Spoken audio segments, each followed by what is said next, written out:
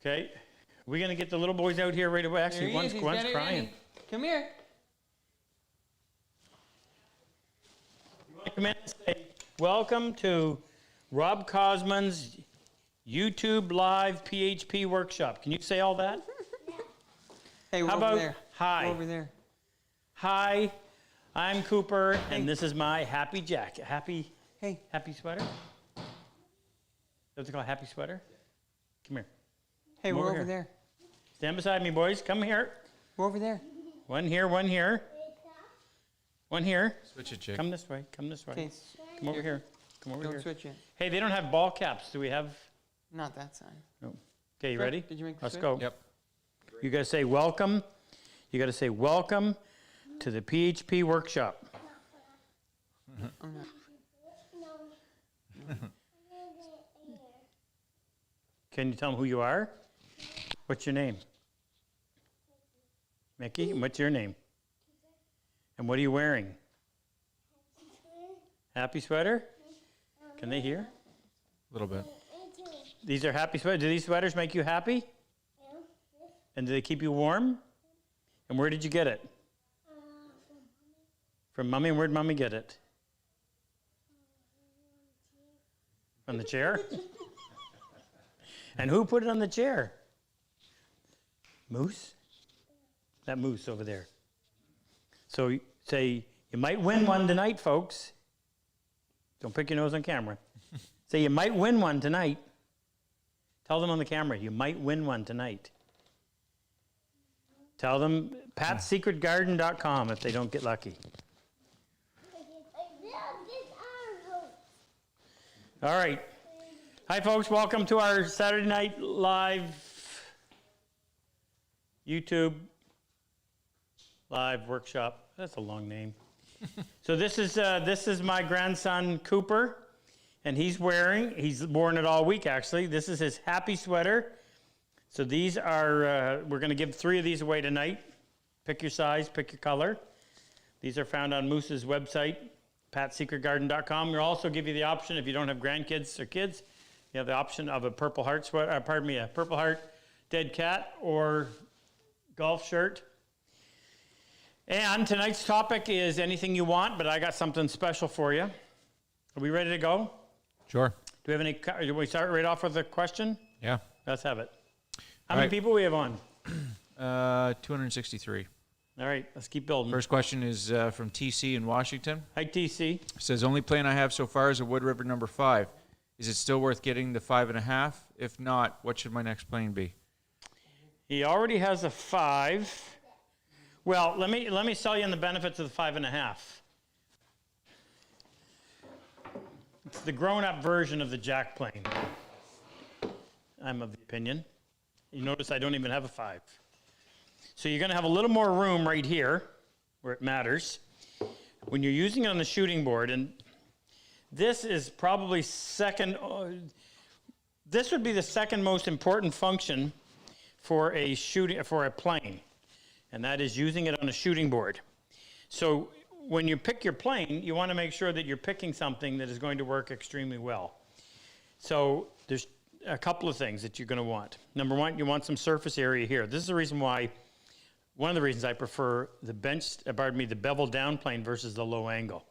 If you have more surface area here, it makes it more stable in an upright position. Number two, you want it to be heavy. Why? Well, you don't have gravity helping you. So when you move the plane across the end of the board like that, the extra weight helps with the inertia, keep it moving. The other thing that you want is you want some length. So if I'm going to plane the end of this board, I have to start with the plane engaging the end of the board. You can't start back here because there's no way that you know you're going to actually line up. You end up hitting the side of it. So the more distance you have from here to here, the more run you get before the blade engages the wood. You also want height here. And if you're choosing between a 5 and 5.5, well, you're going to get an extra 3/8 of an inch in width of blade, so why not take it? And if there's any other reason, I can't think of it. But, there is another reason. Not so much on the shooting board, but just using it as a plane. The wider the footprint, the more stable it's going to be in use. So I would consider that to be the grown-up, the adult version of the jack plane. So would I get one? Yep. Then you'll trade in the 5 as quick as you do because you'll fall in love with this one. Promise. Good question. Next. Next one comes from Walt Liggett in Hickory, North Carolina. What's Walt's last name? Liggett. Liggett? I think so, yeah. Hey, Walt. He says, when building a tabletop, what is the maximum width, length, and thickness you would recommend? When building a tabletop, what is the maximum length, width, and thickness? Well, there really isn't any. If it's solid wood, then you're dealing with. Shoot, Jake, I left my meditative out there. If you're dealing with solid wood, then you're gonna deal with movement regardless. And when you build a table, you can work around all of that. So what I always did was actually laid it out. You know, get a piece of styrofoam or something. If you're having to seat a certain number of people and you've got restraints within where it's going to be, then set it down and have everybody sit there and just kind of feel what's comfortable and how much space do you need. There's numbers and all this. You can Google on how much width you need for each person, how much depth you want to be opposite of the other person, so you have some room for plates and whatever in the middle. So there really isn't, as far as the dining table, you make it as big as you want, as long as you want, as thick as you want. Next, what's the matter, Frank? What's the matter, Jake? Just having a little bit of issue with the mics, but it's all right. Okay, Switch cameras? which one are we on? We're over here? Is it pointing to, it looks like it's pointing away from there, over there. Okay, next. All right, next question comes from Mike Whitney in Coeur d'Alene, Idaho. Hi, Mike, it's Coeur d'Alene. Coeur d'Alene. That's a cool name, Frick. I've been there. Do you use sliding dovetails and your opinion of them? Sliding dovetails. So what Mike is talking about on if you were building a case, instead of putting your shelf or the horizontal piece into a dado, you're putting it into a dovetail housing. So the dado is going to be tapered. It's going to be narrow at the front, narrower opening at the front than it is at the back, and then you make the ends of your shelf the male piece, and you fit that in. And in theory, it's a great joint, but in practical terms, it's not so. The go, no-go is really close, which means if you've got any slop at all, it's not going to be tight, it's going to be loose. If it's too tight, you're not going to get it together. If it's just right, then as soon as you try to apply some glue to it, the wood portion is going to start to swell, and it's going to be extremely difficult to get together. If you try beating it, you'll destroy it. You can apply clamping pressure, but even that is difficult. So what I always did, or when I did do it, I don't use it a lot for this reason. However, there's an option. I'll tell you in a minute. So what I would do is I would assemble it halfway. So your shelf is going into your cabinet. Just let me check and make sure that's not Luther. No, it's Charlie. You put your shelf halfway in. So let's say your shelf is 10 inches wide. You would sink 5 inches of it into the mating dovetailed piece in the upright, and then you would go in and you would glue inside the female portion, and you would glue a little bit on the back side, and then put it together. Now you got a chance of getting it to actually pull up tight. A much better option is to have a taper. So the taper simply means that your female portion, that's going to be the part that's in the upright, is going to be wider at the opening and narrower towards the end, and the male portion that's going to be on the horizontal shelf is going to match that. So it doesn't get tight until it closes right at the end. That way you can glue it, you can put the whole thing together, and it's nice and snug. You got to do your math on that one. That would be the only option. Personally, I think there's easier ways. It's one of those joints that nobody's going to see it, typically. So it's a lot of work, and I'm not so sure it's a whole lot of gain. But so no, it's not I can't even remember the last time I did it. I know I've done it, but it was awkward and difficult to do without beating the thing together. Especially if you're building with pine. It won't handle the abuse of trying to put it together. Next, Frick. Are we okay on our audio? Just not quite yet. Anybody comment on my new hat? Yeah. I think a few people So want I them. must say, so Jake, on his own, decided we needed a logo. So he went to work with, I don't know who it was, but this is the logo. So in case you're wondering what it is, that logo represents what we're probably most known for, which is our dovetail saw. And the front of our dovetail saw has little wee tiny teeth that you get started with, and then big teeth. So that's where that little bit of a logo comes from. And of course, the RC is my name. And these are our ball caps that are now on our website. So get one. Next, Rick. All right. Next one comes from Dan Vasquez in Jefferson, New Jersey. Hey, Dan. Would using plain wax on a saw plate be a problem when ripping long boards? Did he say would using wax on the saw plate? Yes. No, not at all. If you're ripping with a handsaw like this, you're not going to make a cut. You're not going to get a smooth enough cut that you're going to actually leave that finished. So the fact that there's wax on there to make it get through the board easier, no problem. That surface left behind is going to be planed. So if you were worried about the wax residue affecting your finish, no, not an issue. That'll all be planed away. Next, Rick. Edward in St. Augustine, Florida. Hey, Edward. S- Must be nice to be in Florida. Actually, we've had beautiful weather here. What would you tackle to make inlay and banding on furniture by hand? How would you tackle making inlay and banding on furniture by hand?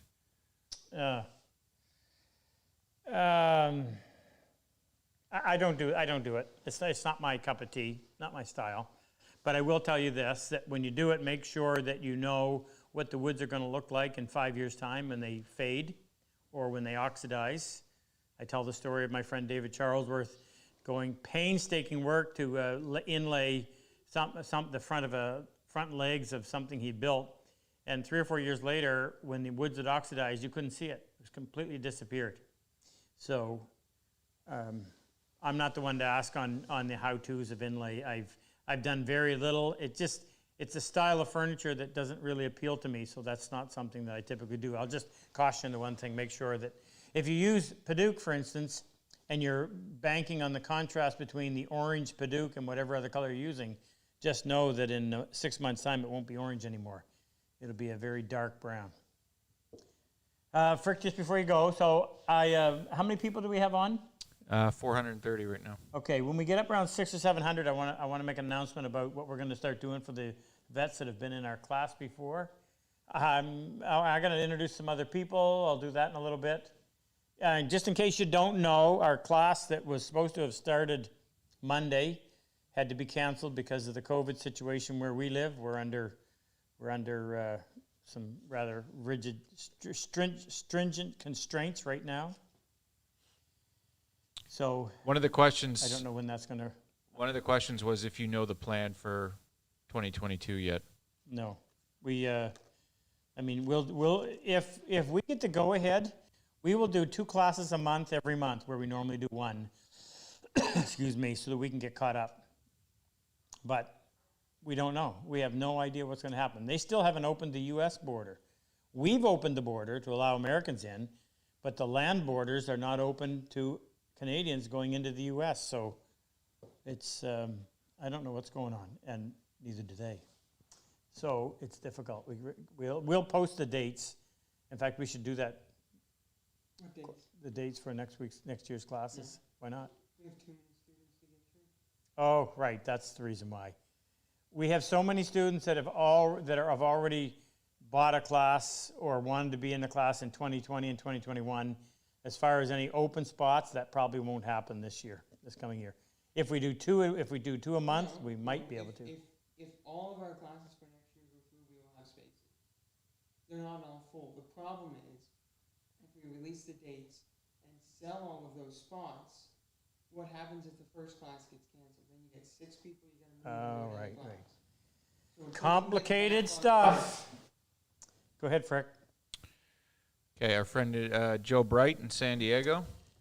Joseph, just talked to him a minute ago. Yeah, he says, what are your thoughts on molding planes? Oh, I thought you were going to ask me about smoking. You don't know anything about that. Joseph. He's trying to quit. You know who Joe Bright is? Why am I looking behind me? Oh, I thought I had something. Joe Bright is an American hero. Joe was severely wounded inside his lungs trying to save a bunch of soldiers over in Iraq. He did it. He did save them. He got injured in the process. What do you want to know, Joe? Say it again. Your thoughts on molding planes? Molding planes. Well, I have a bunch of them. Where are they, Jake? Any idea? I think they're up in that corner. Oh. You know, if you're talking about old antique molding planes, you got to remember there was a time when for every router bit you have, there was a molding plane. And I wouldn't say difficult to use, but certainly required a high level of skill. And they're fun. Sure? I actually would like to get out and do some more. I've used coves, and I've used tongue and groove plane, which is kind of a molding plane as well. You're creating a shape on an edge. But as far as any kind of a fancy edge, I don't think I have, but I'd like to. If you're just wanting to do things strictly with hand tools, then by all means. But the problem with some of the older planes is they're no longer straight along the bottom, and they need to be in order for them to work properly. So as they've moved, they've been left with the wedge driven in there, and that pressure of the wedge in there has changed the shape of the sole. Usually they got stuck in a damp basement. So of all the ones that I've bought, there aren't very many of them that were in usable condition. But you can make your own. So yeah, I think it's a really interesting tool. I don't know. It would be great on pine or basswood. Trying to do an edge on maple might be a little bit on the difficult side, but doable. We'll actually make that a topic at some point. I'll get some out and see if I can't revive them. Frick, next. Next one comes from Jim Irvine. Hi, Jim. In Aberdeen, Scotland. He says, I used to be told when gluing. Huh? Moose is Scottish. Yeah. He says, I used to be told when gluing wood you should coat both the surfaces, and you don't do that, which is right. Well, I do both sometimes. If I'm gluing something onto a piece of MDF, it really sucks in the moisture. It sucks in the glue. I'll sometimes put on both. But if you put a generous coat, here's a piece of walnut. Let me demonstrate. If I was going to coat that, if I was going to glue that to an edge, and I came in here like this, and I put a nice generous coat on there, it's not running all over the place, it's not dried up anywhere, why would you need glue on the other side? It just usually ends up resulting in it running all over the place. You don't want to starve the joint. You want to have a little bit of squeeze out as evidence that there was glue there, but I don't think you need a ton. So, you know, if you glued those two together, the fact that you have a little bit of squeeze out on both sides, that'd be the indicator. But don't let it starve, but don't go overboard. Nothing worse than trying to clean up a mess of extra glue. By the way, we finally, forgot to mention this, these are going up when, Jake? Should be soon. We finally have our little glue bottles. Now, you wouldn't think this is such a big deal, but you know what? I love having that in my, actually I'll usually lose it, but having that in my pocket, as opposed to trying to work with something like this. You have to fill it a little more often, but it's really handy. And that top, when it closes, it actually shuts it down. And then there's a little spot on there where you can write what kind of glue you have, because I often have that slow set glue as well. So those will be up on the site sometime in this coming week. We took the pictures and got them all ready to go. What else I want to tell you about over here? Oh, if you're in Canada and you're watching, this is Thanksgiving. Happy Thanksgiving to you. If you are Angie, I must say hello to you. Angie this is a newer picture. This is Ken Anthony. Ken's probably on tonight. Ken works here. Ken actually, pardon? He is. Ken? Howdy, Ken. Ken manages all of the production, and this is his cousin, Angie. And Angie, you'll see, she and her sister Lynn do all the packaging of our Purple Heart t-shirts. So when you get one, there'll be a little seal on there, a picture of her and I, and her seal of approval, which is an A. So happy Thanksgiving to you and Angie, or Angie and Lynn. Angie and Lynn. Next, Frick. Okay, next one. Can't read my cheat notes. Who do I remind you of reading off the whiteboard? Keith Brown in New Jersey says, how does the plane not cut the side of the shooting board? Well, what's his name? Keith? Keith, yep, from New Jake, Jersey. go down tight, would you? So, I'm going to be real basic. Here's your overturned plane. The blade does not go all the way to either side. So you have a certain amount of material over here and a certain amount of material over here. So when you make your shooting board, you have to make sure that whatever you're setting your workpiece on, it's elevated enough that it actually gets into the blade and doesn't ride down here on the part where there is no blade. So what I do is I cut a little rebate right here on the table saw so that my part underneath the blade actually runs on this little bit. Do you down to get, you saw it twice? And then that little recess just keeps you from cutting into. I always keep my fence back from the end of the plane as well, because if you think, well, it'll support the workpiece, sooner or later that'll end up getting cut off more than what you're actually planing, so it gets all busted up. And you don't need it. That's why you No, got a that's what, chamfer. if you cut your little chamfer on the side first and flip it over, then you can run your plane, and you just have to watch to make sure you stop before you go beyond the chamfer. Good question. Now, time for a nice little commercial. You see this thing right here? Thanks to my friend Paul up in Ontario. Paul went to work with Jake and I on this, and this solves the problem of not being able to turn that adjuster knob because it is so stinking hard. This, we called it the Adjust Star, and it gives you all kinds of leverage because you can actually push down on those spokes. So whether you're using it in this application on the shooting board, or whether you're using it in a normal fashion that you would use a bench plane, it just gives you so much leverage. And we now have them for Wood Rivers, and on the Wood River it fits the number 5, 5.5, 6, and 7.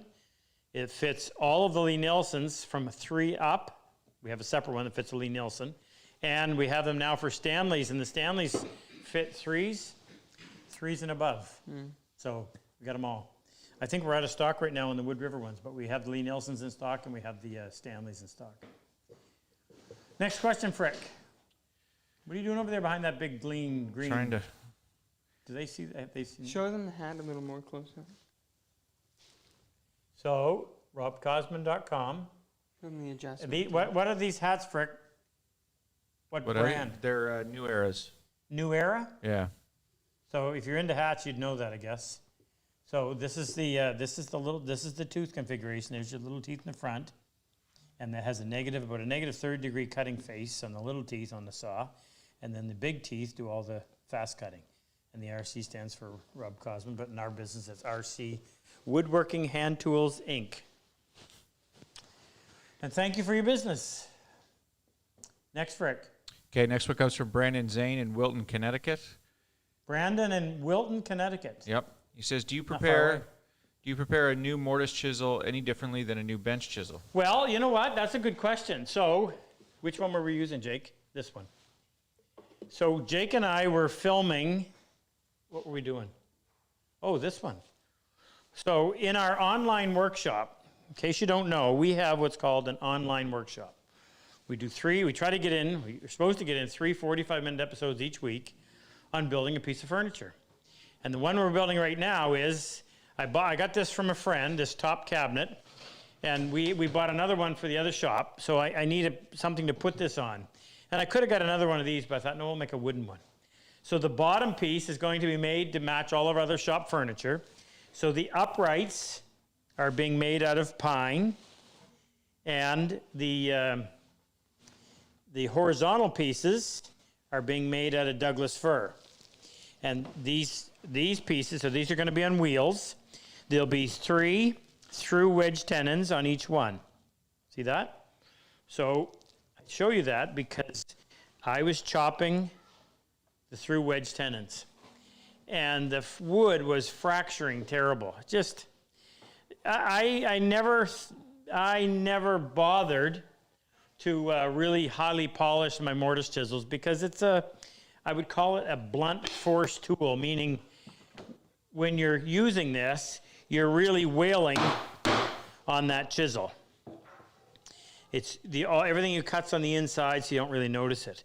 But as I was chopping the slope on these through wedges, through tenons, through Wedged tenants. through mortises, sorry, the fibers were breaking. And the problem with that is if that occurs near the surface, once you put the thing together and you start to plane it smooth, if the break is just below the surface, you're going to end up exposing that and it gets translucent. Instead of having nice, sharp, crisp detail surrounding the tenon coming through, you end up with a mess and it just looks bad.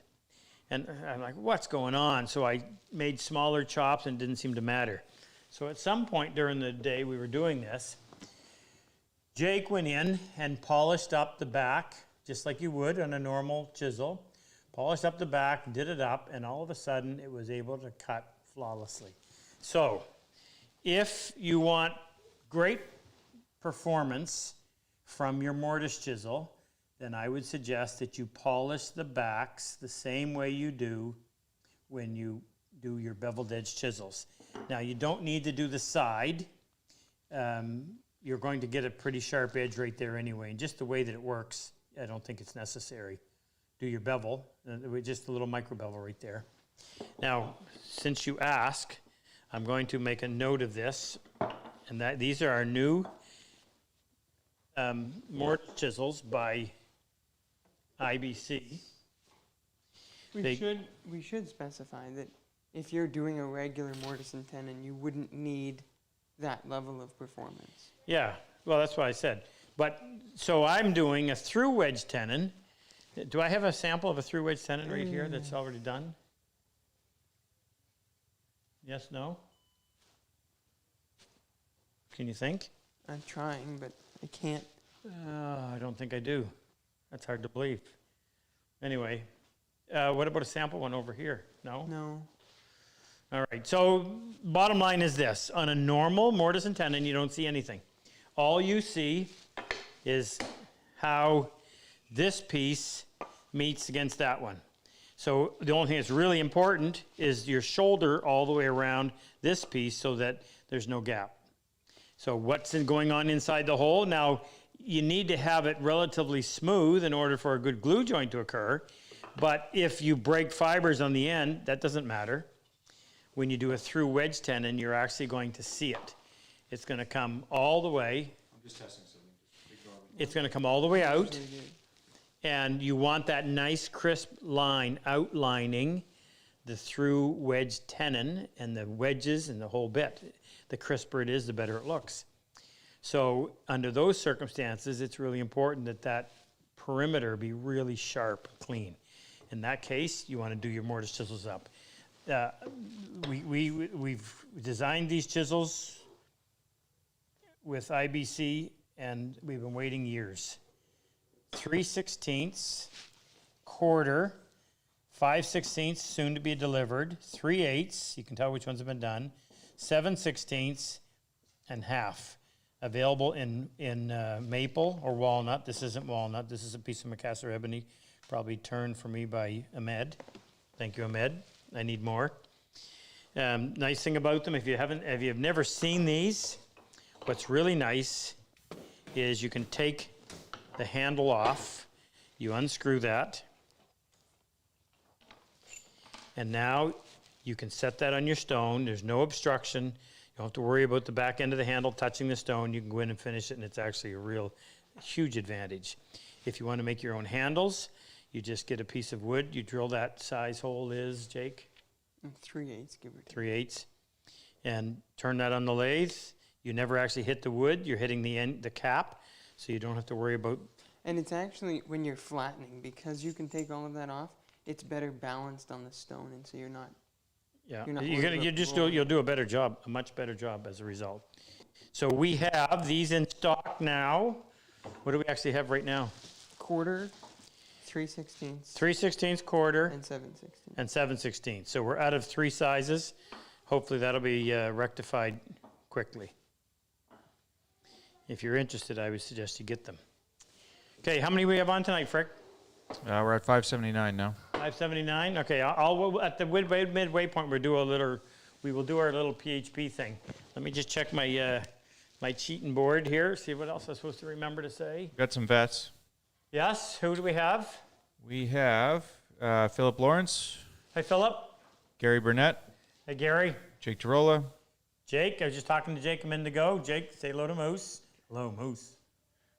Bob Abbott, Robert. and Jeff O'Connor is here as well right now. And who? Oh, Jeff Jeff O'Connor. is. Hi, Yep. Jeff. Jake, you want to say hi to Jeff? I texted him yesterday. That's enough.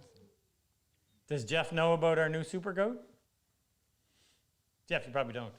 So we've renamed David Benson. He's now Who's on? He's who's on? He's the Super Goat. What's that stand for? Greatest of all time. Greatest of all time. He thinks that's what it is. It's Yeah. actually because he has a bunch of goats. And he likes them. Okay, now I want to talk about what? Sean We should- McDermott's we here should as give well. our Oh, Sean. Hey, condolences. Sean, brother. Sean is the famous. Sean is the inspiration behind the Sean Shim. That is the namesake. And if you don't have a Sean Shim, oh shoot, Jake, I wanted to show them the new bags.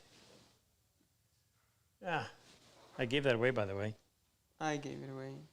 No, I did. No, I did. I took it away from who you were giving it away to. You did? Yeah. I had already sold it to someone else. No, you didn't. Yes, I did. No, you didn't. Yes, I did. There's the Sean Shim. We're out of stock. I'm sorry. I wish I actually made them here myself because we wouldn't run out. But this allows you to go in and get your offset perfect. It's so much easier to use. Great piece of inspiration. Way to go, Sean. Okay, anybody else, Frick? Not right now. Okay. We need to give condolences to Dave, to not Frosty. Oh, yes. Super Dave's other dog. Super Goat lost one of his puppies One of his just the other day. security guards. Security guards. Sorry, Dave and family. You'll have to get 3 more goats to make up for it. What's goat therapy Tuesday or Thursday? No, it's Friday. Friday. So if you want a good laugh, you need to go and request Super Goat Dave get you on his Facebook so you can see the video they make every Friday. Him out playing with the goats. These are what are they called? We had them. Glad we don't. We had them for a short time. What kind of goats are they? They're miniature Nigerian something or other goats. Princes? Princes? Nigerian princes? Anyway, Dave will tell you all about it. So the other thing I want to tell you too is if you're planning to buy anything for Christmas, is Luther on? Yes. Okay, so we just got notification, somebody did, from U.S. Post, Moose, that postal rates are going to go up and delays are going to be, did I see 3 weeks? I don't know. Something like 21 days. Whatever, yeah, they're expecting serious delays, big volume. So if you're planning on getting something for somebody or you want something, drop your hints early. You should be shopping for that in the month of October and early November because last year was a disaster in trying to get stuff through. And we can't do anything about it, right? We have it, we ship it, and then it's in their hands. So, word to the wise. Something else I want to tell you is, okay, I'll do this. I'm going to give Bob enough time to correct me if I'm wrong. VintageVeteran.com, Bob. I didn't have time to check it the last minute, and you know my memory. So tell Frick if that's not correct. So our Purple Heart program is where, under ideal circumstances, we have 6 classes a year, 1 each month, May through October. We do it right in here in our new classroom. We bring in 7 combat wounded veterans from all over the world. They apply through our website, RobCosman.com. As soon as you open that up, on the left-hand side it says PHP. You go underneath there, and Luther has packed it full of information. And that's how you can apply for the program. To be considered for the program, you must have sustained an injury, whether it be a mental or a physical injury as a result of combat. You don't have to have a Purple Heart. That's just the name of the program. You go on there and apply, and if you're accepted, we bring you in. We cover your airfare from wherever you are. We cover your hotel while you're here. We feed you 3 fantastic meals. A couple of you guys that have already experienced that, pipe up in the comment section. Tell them how good the food is. And we do a 6-day class. Used to be 5, now it's 6. So Monday to Saturday. And you will learn all of the necessary skills to build a piece of furniture as it would have been built 150 years ago. Sharpening of planes and chisels and saws, dovetails, mortise and tenon, dimensioning lumber with a plane, all done with no dust, no danger, no noise. So that program, as I mentioned, runs 1 class each month, through those 6 good travel months. We do it in the winter, but we have too much snow and ice. So anyway, we've had to date 14 classes. We actually managed to squeak one in. Our one and only post-COVID class was last month. It was an all-Canadian class because of the border situation being closed.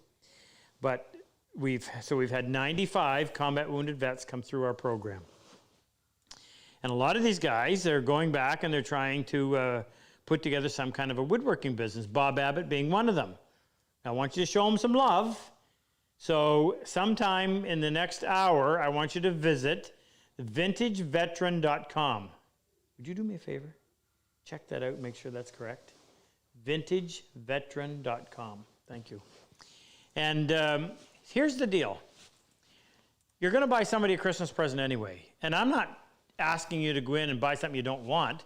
But if you go on the site of one of these vets that we're going to feature over the next couple of evenings. That website's not right, by the way. Oh, shoot. What's the name of it? It's not vintageveteran.com? No. I'm sure it was. Bob, tell us. Anyway, what I'm suggesting is you go on there. If you like something, buy local, support a vet trying to establish a business, and order your stuff. I ordered some cutting boards from Bob the other day. He's supposed to get them to me soon. A couple of them I really liked. And I'm not saying that because I really like Bob, because we do. Bobbert. I'm saying because I thought they were really cool. I liked them. I said, this is neat. I'd like to have something like this.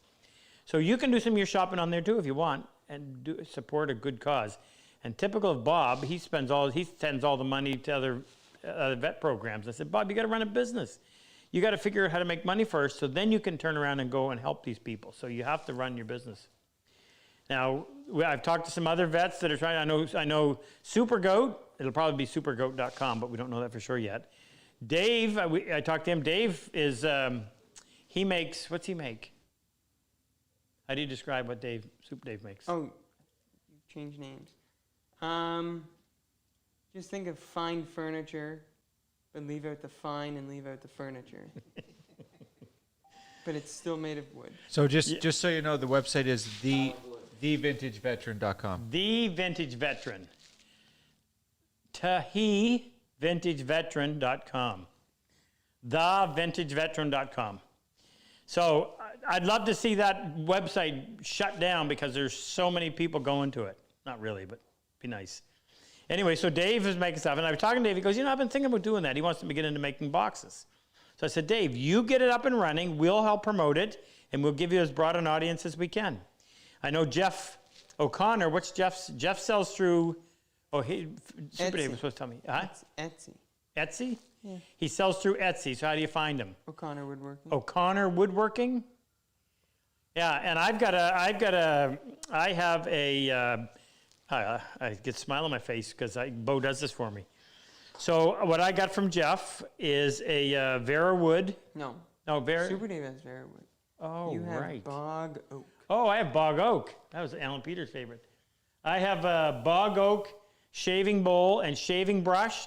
If you want something, this is fantastic. I have 10 children, 6 girls, 4 boys. Got to keep them employed, right?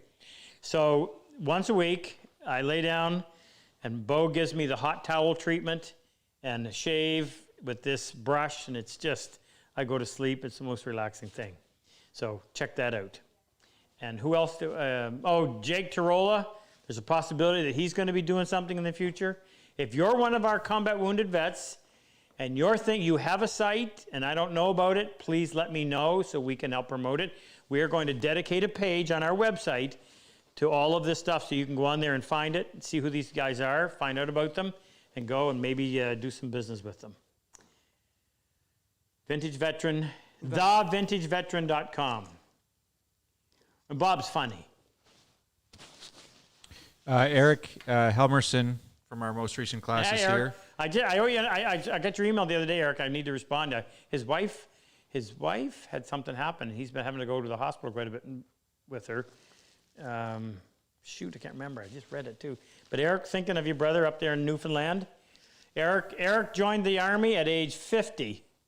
Had to celebrate his 59th birthday out in the front line of Afghanistan. His commander brought him out a birthday cake. He served with his son as well. An amazing story. He was in our last class. So, Some people want an update on the little itty bitty song. oh yeah, I'm going to talk to you about that. Just looking through all of my notes to make sure I get everything played. Doc Bailey's here too, just so you know. Doc Bailey, he was a Navy corpsman in Vietnam. He used to take care of those guys right off their injuries, right off the battlefield. Can't imagine that. We've got a couple really special things coming up. We've got some World War II vets that are still around. They're going to be guests on here, and this is all part of our. In November, we like to highlight veterans, being Veterans Day in the United States, or Remembrance Day in Canada. So we're working on it right now. You'll stay tuned. You're going to love that. If you enjoyed hearing about Bob, and if you enjoyed hearing about Herman last year, we're going to treat you again. She broke her hip. Pardon? She broke her hip. Right. That's right too. I remember.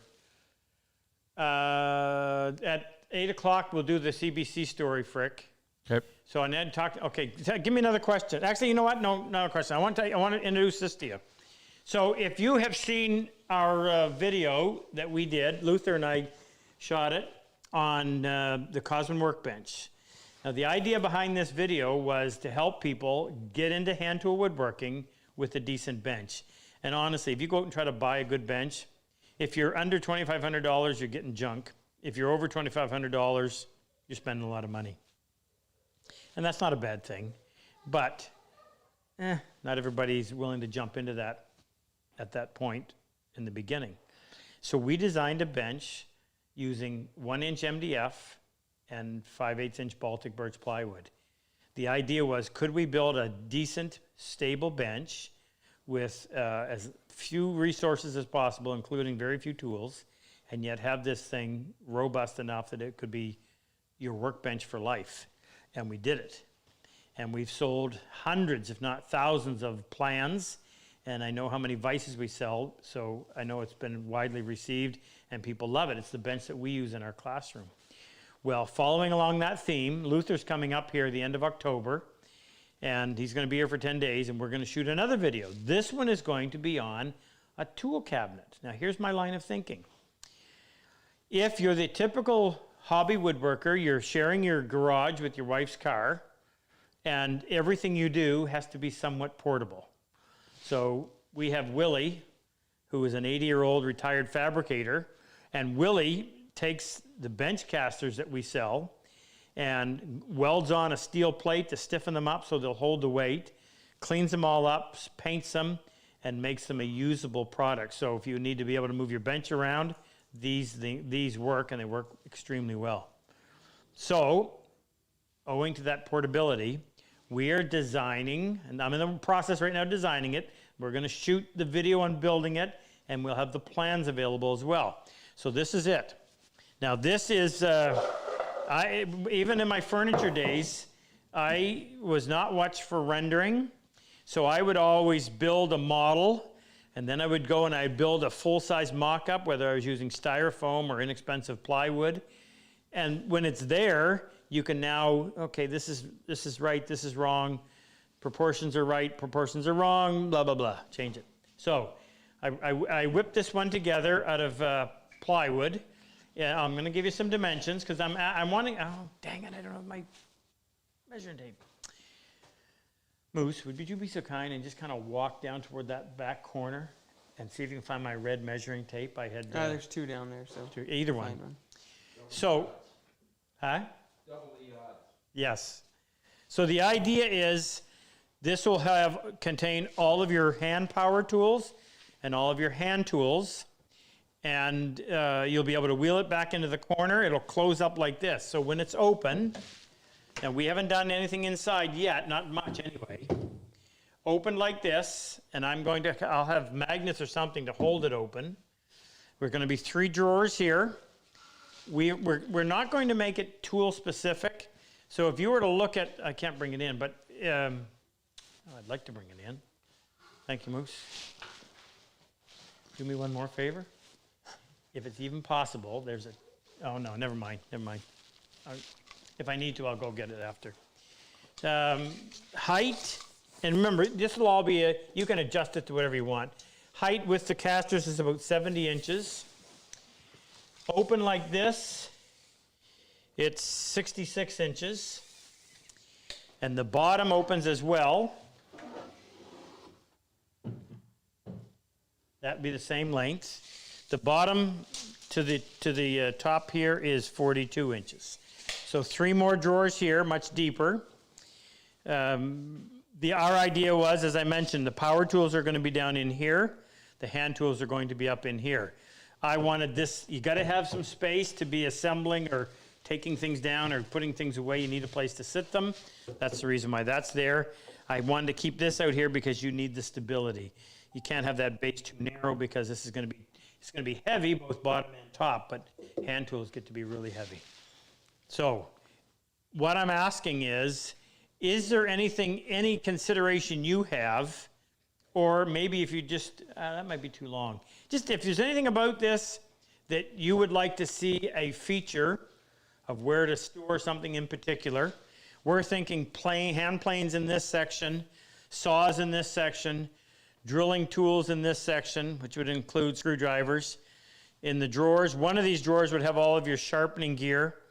Another one would have your bits, your dovetailing bits, dovetail marking knife, dividers, whatever. And then down in here, probably your bigger, like your circular saw would be in here.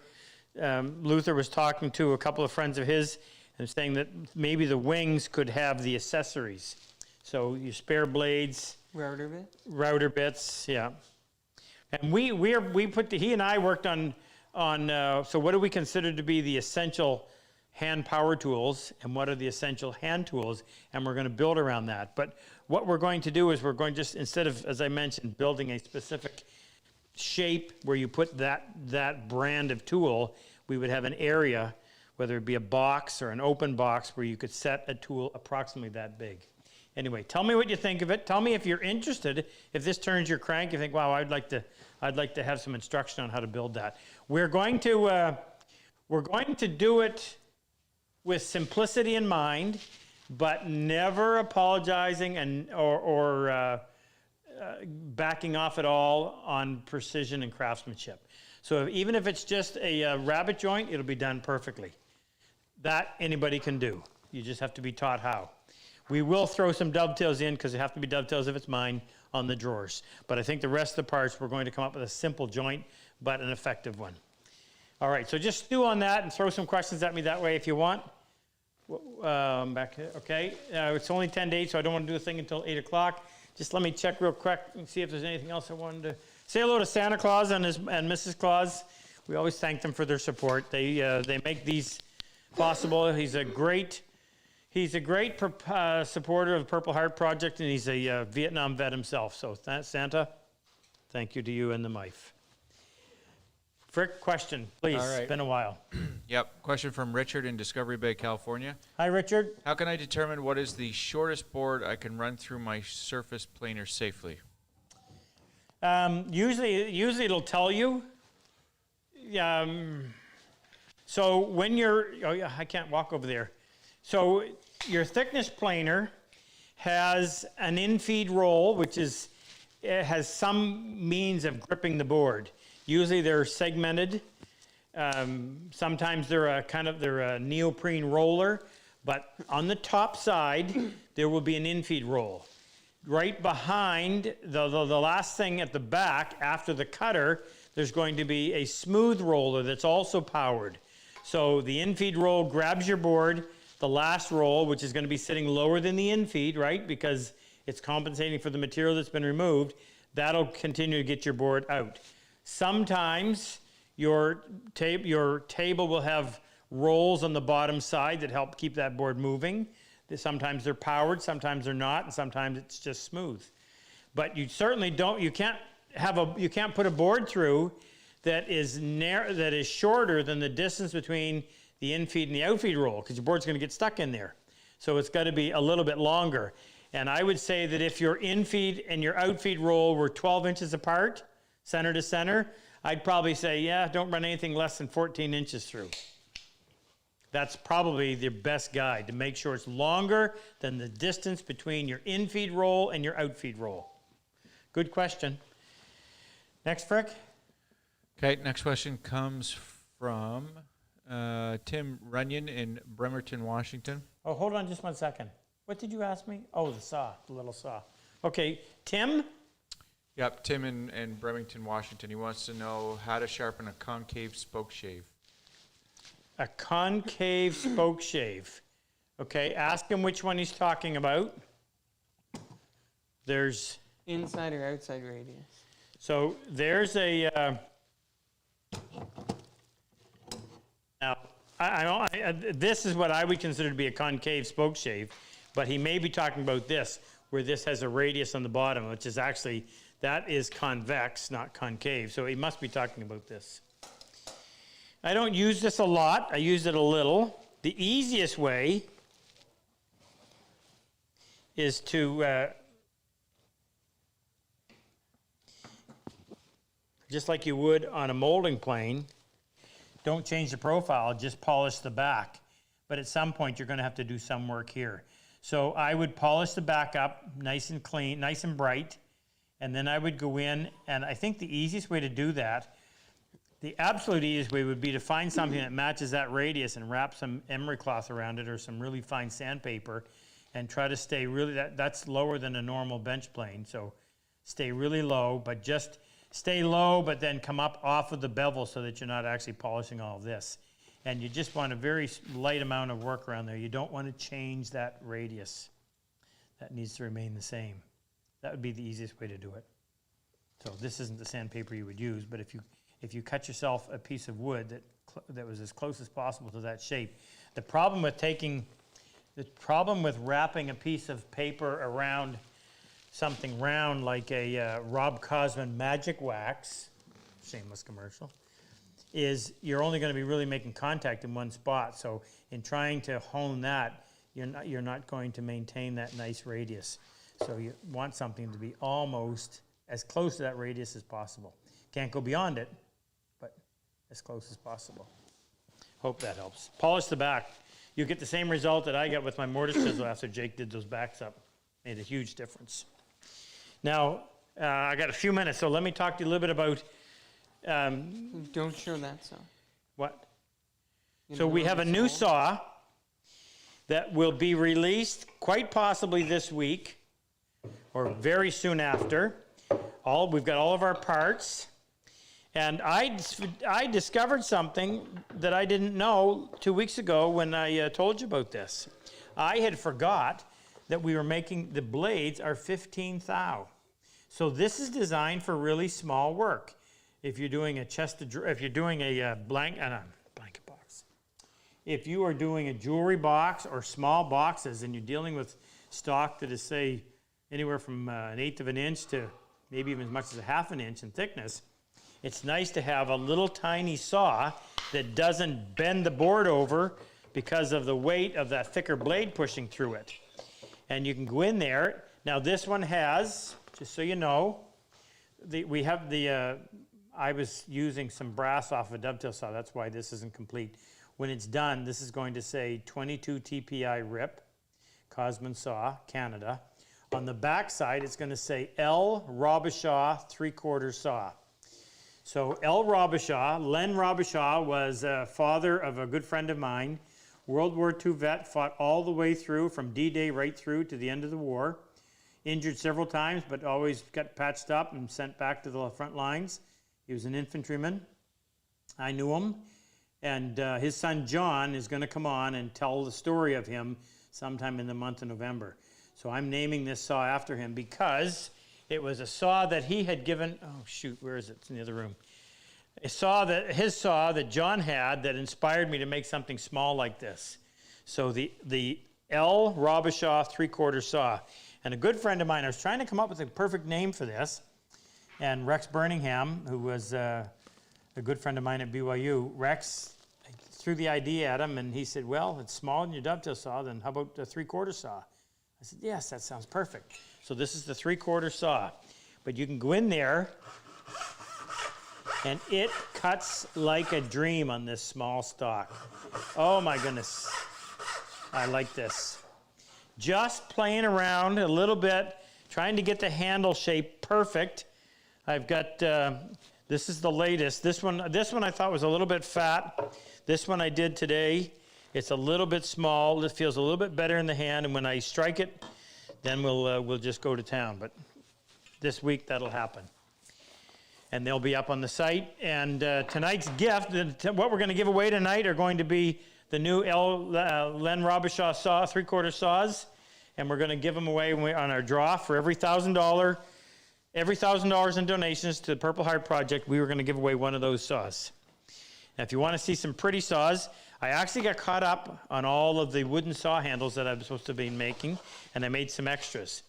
So if you want to see some pretty saws, this is resin impregnated, black infused maple. That's what that looks like. Show you a few of these. I get in the mood and I go crazy. These will go up on the site sometime in the next week, I think. This one is this is Shedua. So Dale Nish introduced me to Shedua 30 some odd years ago. I haven't worked any in probably 30 years. What a gorgeous wood. It comes out of the United States. Shedua, S-H-E-D-U-A. Absolutely gorgeous stuff. Tempted to keep one of those. But Ahmed's going to send me some more. This is our Superdave Super Goat's favorite. This is Vera wood. It needs to get a little bit of sunlight, and that will become emerald green.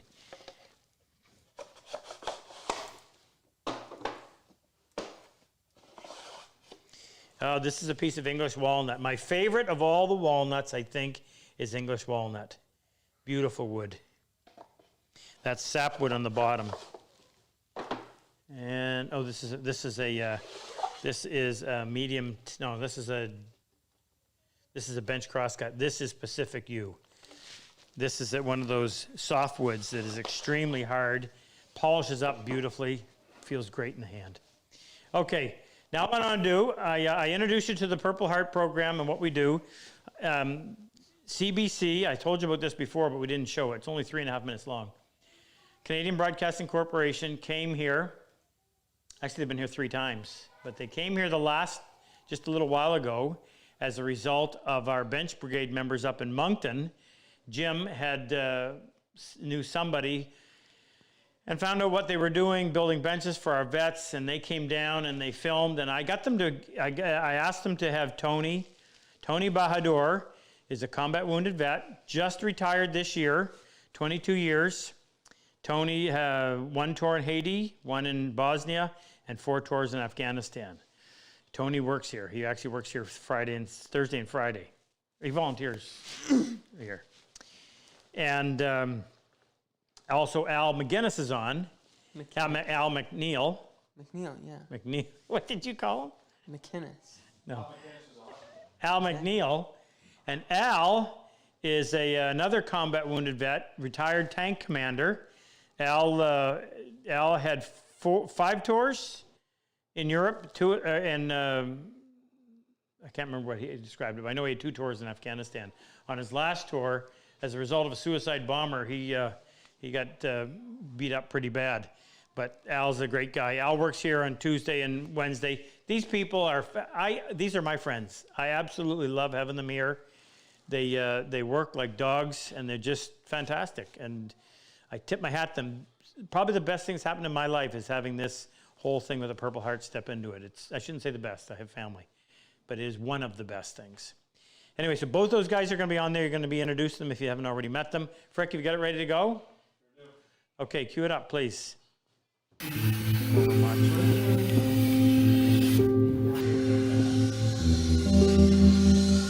I started a couple of years ago watching woodworkers online, YouTube, and I developed a few favorites and stumbled onto RobCosman's website and immediately was impressed with his woodworking skills with hand tools. And I watched him for the better part of 2 years before I realized that he was pretty much local, 100 miles away.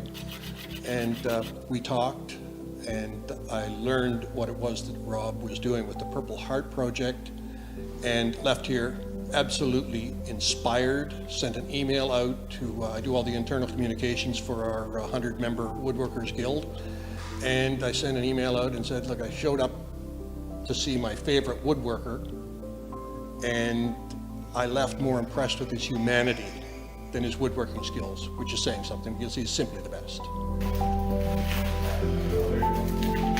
We're building 7 benches. We're about halfway through right now. They'll be ready for 7 Canadian vets in September, mid-September.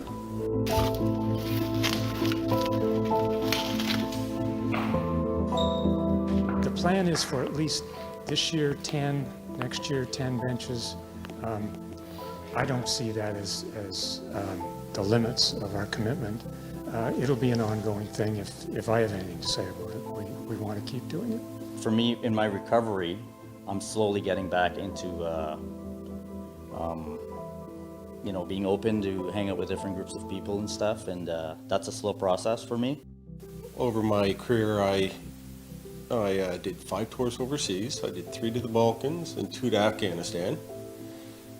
My second tour to Afghanistan, I had a little accident, got a little too close to a suicide bomber. So when my terms came up for a new contract, really physically, I couldn't do it at that point anymore. After I retired, I had some anger issues, and I ended up being diagnosed with PTSD. Really pretty. This is called Vero. That's the color it gets. It's an emerald green.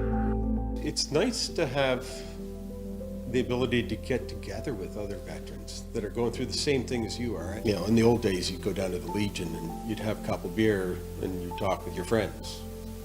Well, you don't do that anymore. Those days are gone. The days where soldiers could actually find a bit of respite through comradeship through the Legion, they're not there anymore. And society really hasn't come up with a new plan. So programs like this really, hopefully, will take over. To this day, I can't believe this is in New Brunswick and so close to my house. I feel like I'm very fortunate. Absolutely. Like, there's nothing like this across the country. I don't think. I haven't found it. And there's no one like RobCosman across the country. I haven't found it. Our slogan is wood is good. There's something about opening up this piece of natural material, and the smell and the touch, it's kind of encapsulates everything, right? And it takes you to a different place. It slows you down. No dust, no danger, no noise.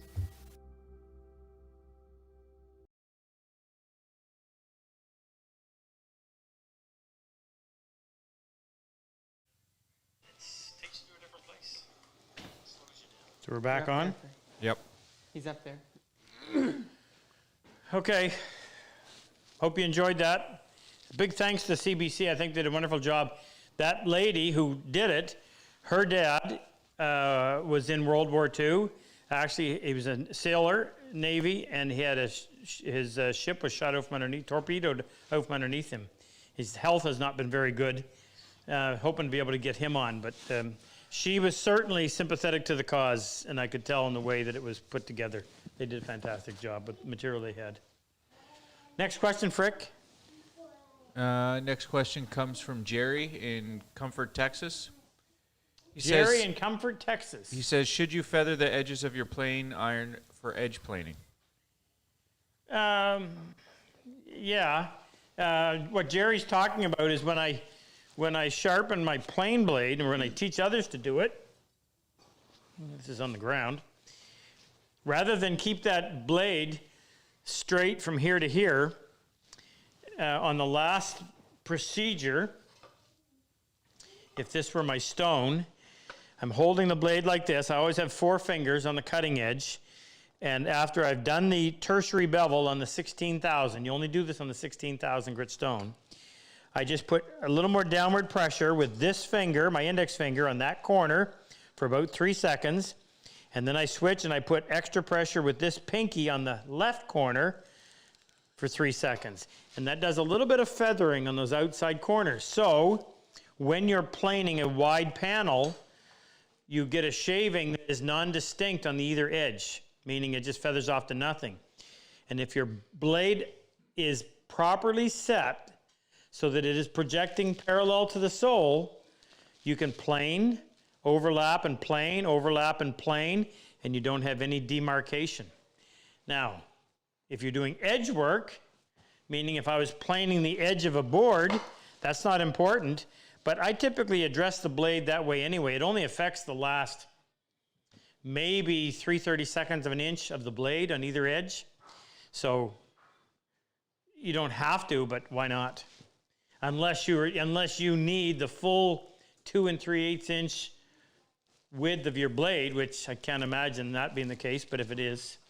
So typically no, possibly yes. Next one, Frick. How are we doing on donations tonight, do you know?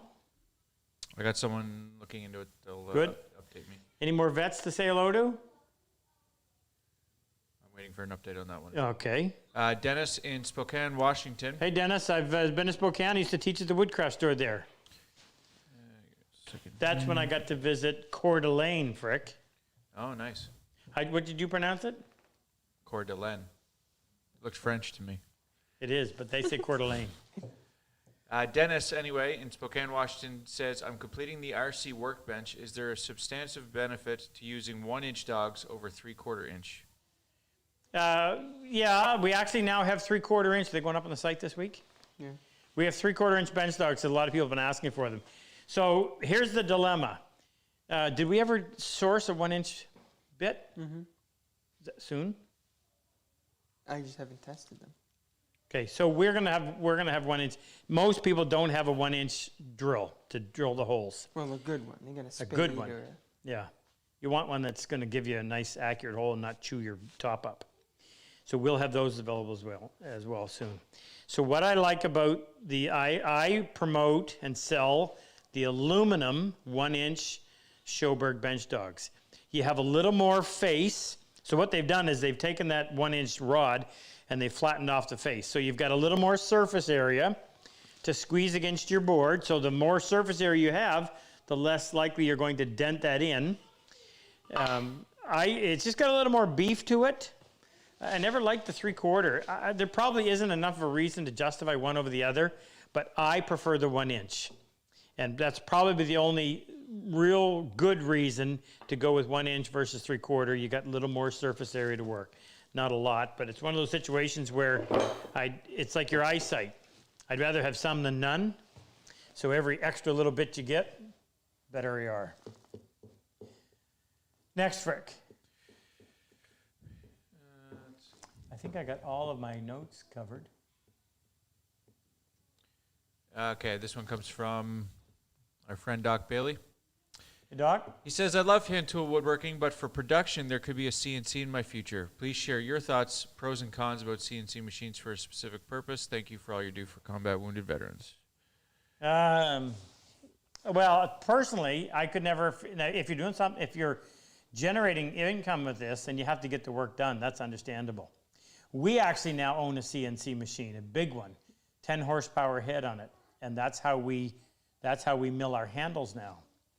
But as far as for woodworking purposes, I don't know. I've never wanted one. I've never used one. But if you could figure out some way to be more productive with it, by all means. If it was simply for the enjoyment of woodworking, I wouldn't bother with. I wouldn't have one, because it would involve math, and that would give me a headache. Next, Brick.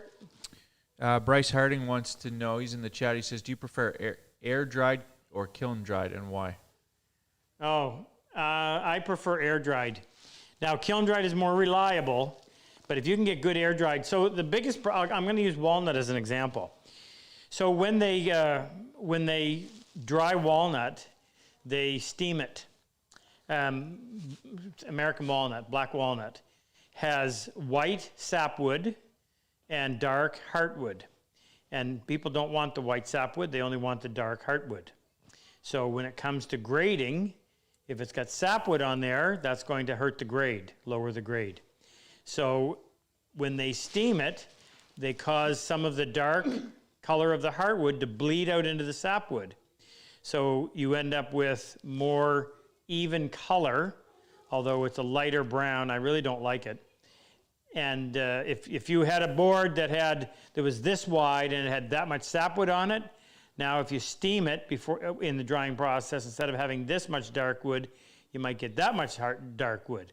Well, that's going to increase your yield from the same board, so that's why they do it. But air dried, and people argue this, but I believe it.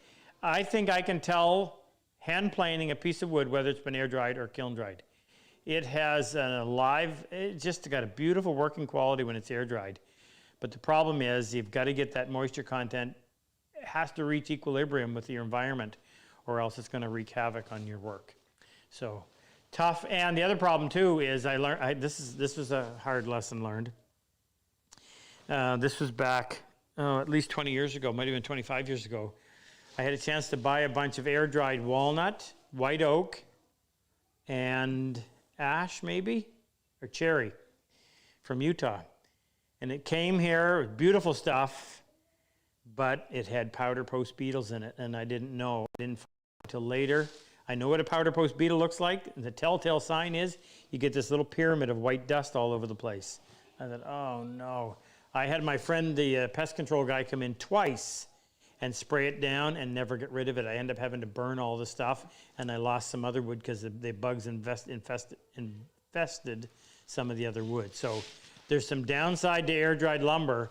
Kiln dry will kill a lot of those things. Air dry doesn't, so you have to be really, really careful, but it is a much nicer wood to work.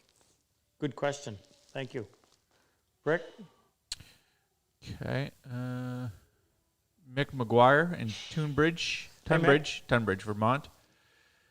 He says, what are Rob's tips for doing the tight and fast pegged through tenon joints loved in the arts and crafts style?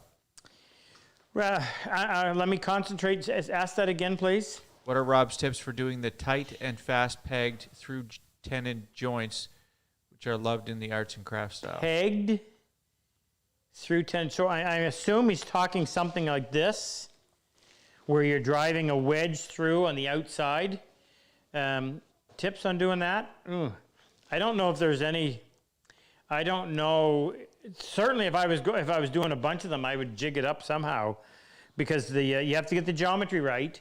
The slope on the inside. Let me knock this apart so I can show you. Wait, we've got one. Oh no. Wow, talk about being ready for that question. I am impressed. How'd I know that, Mick? Nick or Mick? Mick with Mick. an M. So, there's oxidation, by the way. That's what happens with light. And you know what's really funny? We don't have any daylight in here. So that's just from the lights. This is a piece of Osage orange. And you could date how long this has been done, because we did a video on tuss tenon, which is probably 3 months ago at the most. So there's how much oxidation you get. That slope, the slope inside here, so you see this opening is bigger than this opening. And the slope on the top of the wall has to match this. So when that goes in, it comes tight at the same time. You don't want it coming tight here or coming tight here, you want it to come tight on the entire top. That way it'll stay tight. So when you pound that in, that becomes rock solid, does not move. It's a great joint and quite cool to look at too. So I say that, you know, your question was any tips or tricks? Not really, other than you have to get everything perfect. So you got to make, if I had a lot of them do, I would jig it up somehow. In other words, you're in there and you're having to cut individual ones. Show you something else too. So when I do this, I make sure that there's more room here than what's required for that to come tight. See, I still have room underneath. You wouldn't want that to be, you wouldn't want the wedge to be bottoming out on the tenon before it pulls the shoulder up tight on the opposite side. But when I used to try, I had a bench that I traveled with. And the first one I had was all bolted together. And we'd be there with nuts and bolts, and it would take forever. And then I switched to this. And at the end of the night, you just went down and you gave this a whack, and you gave that one a whack. The wedges came out. They usually went across the room. But so fast. And so solid, too, held together. I love working with stuff like that. Now, mind you, if you're going to do that, it has to fit with the style that you're doing. You mentioned arts and crafts, so that would be a perfect fit. Good question. Frick, next. Next one comes from... Stop right there. Let me tell you what we're giving away tonight.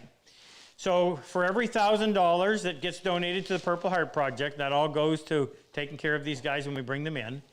We're going to do a draw. We do a draw at the end of the night. Don't make sure you register for the draw. There's nothing required. You just have to put your name in. You got to be here at the end of it in order to get it. So we always give away. And just for being nice, we give away 3 Dead Cat sweaters. Moose donates these.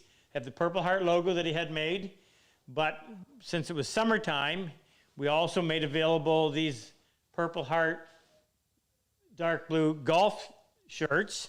And Moose recently found, you saw, if you were late getting in, do we have one here? We have, I'll get him to go get them. The cutest little things. If you have grandkids, you got to see one of these. They're called Happy Sweaters. And I'll tell you about it when it comes back. So we're going to give you an option. We're going to give everybody the option. To the 3 that we draw for, you can have one of either. Then at every $1,000 increment, we're going to draw for one of our new Len Robichaud 3/4 saws.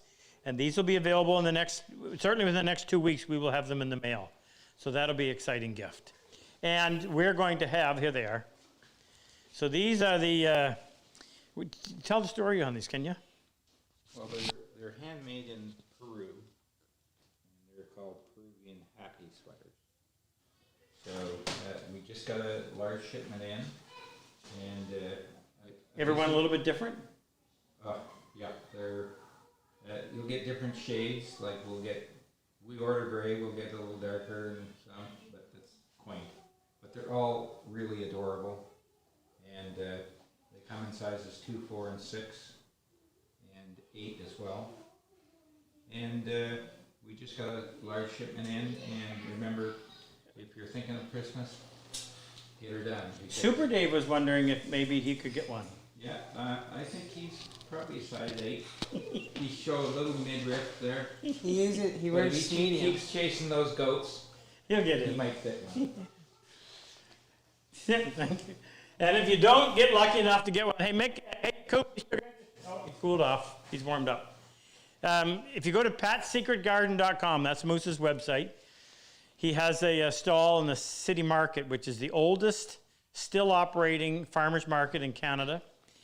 And you can find them on there. patsecretgarden.com. Frick will put a link in there. All right, that's what we're giving away tonight. Frick, what's next? Daniel Schuler in Austria. Austria, put another shrimp on the barbie for me. Now, I hope you know. Austria, not Australia. Well, hopefully they know Dumb and Dumber. Yeah, okay, so why does Rob prefer high-angle blades over chip breakers? Because Rob doesn't believe that chip breakers do anything. And I know I've seen the video on the Japanese, but that was, when you're pulling off a shaving, so my solution to dealing with figured wood is thinnest shaving possible, least amount of pressure being exerted on the wood fiber. You're pulling off a shaving that's a half a thou. And the concept is that the chip breaker is somehow creating, by forcing that shaving back, it does something blah, blah. I'm sorry, I don't believe it. That little flexible shaving, there's no way it does anything once it's left the surface. So I don't believe that about the chip breaker. What I do believe is extremely sharp blade, very, very light cut, minimal cutting pressure on the fiber. Close the throat down so that you're putting pressure directly ahead of the blade, holding the fibers in place, not allowing them to lift up and tear. And or increase the pitch. So as you take your blade and you go from planing at 45 degrees to 55 or 60 degrees, that changes the dynamic of the cut to make for a tear-out free process. Increases the resistance, a lot harder to push, but does the job. So from my own experience, that's what I say. Others will argue, that's okay. Everybody can be right, but not everybody gets a trophy.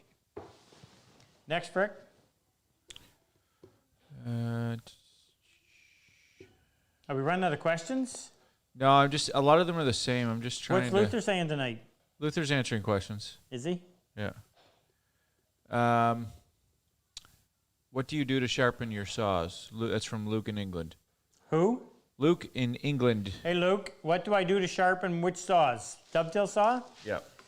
Well, how long ago did we do that, Jake? Make that video. Did we do that? it was YouTube. Yeah. We did a YouTube on should've making been- a vise. Where is it? It was in Oh, no, it's in here. It's over here. We did a YouTube on making a vise. Kind of beefed it up a little bit. Took an idea from Tafrid and went a little bit farther with it. So it's made out of piece of piano hinge, couple pieces of not quite 5/8 Baltic birch. Isn't that Looks like, a little yeah, I'm sorry, three-quarter. yeah, not quite Not quite 3/4. It's three-quarter. actually, I think it's 11/16. Couple pieces of hardwood. I did a little bit of a cutout on both sides. Now that's because I can do my tenon saw on this side, I can do my dovetail saw on that side, and it allows you to fully support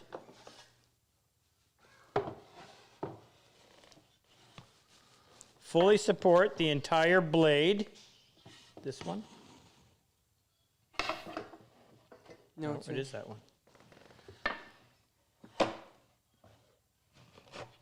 So when that's in place like that, and then you clamp this in the vise, those pieces of wood keep it from falling down and keep it level with the top of your bench top. Now, the problem is getting a good file. You want a 4 or a 5-inch double extra slim taper file. Is that the new one? That's the new one. Yeah. And the new one, the ones that we tried to order, they no longer have a point. And as a result of that, they end up doing this. We're trying to solve this problem. We'll let you know. We've been wanting to bring these to market for a long time. So you want your file to look like this. You want sharp corners, but instead, they look like this.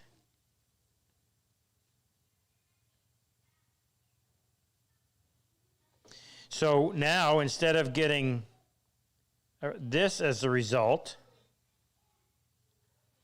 you end up getting this. Waves. Don't want that. So I don't know what to do. Until we can find the files that we want, we can't do much for you. I've got a few in here, but we don't have them enough to put them on the market. Anyway, so you would go in there with the teeth being supported. You would set your tooth in the gullet. Now, if you need to, you can get a stick of wood, cut a hole in it, put your file in there so that the angle, this angle, which is affecting the cutting face of the tooth.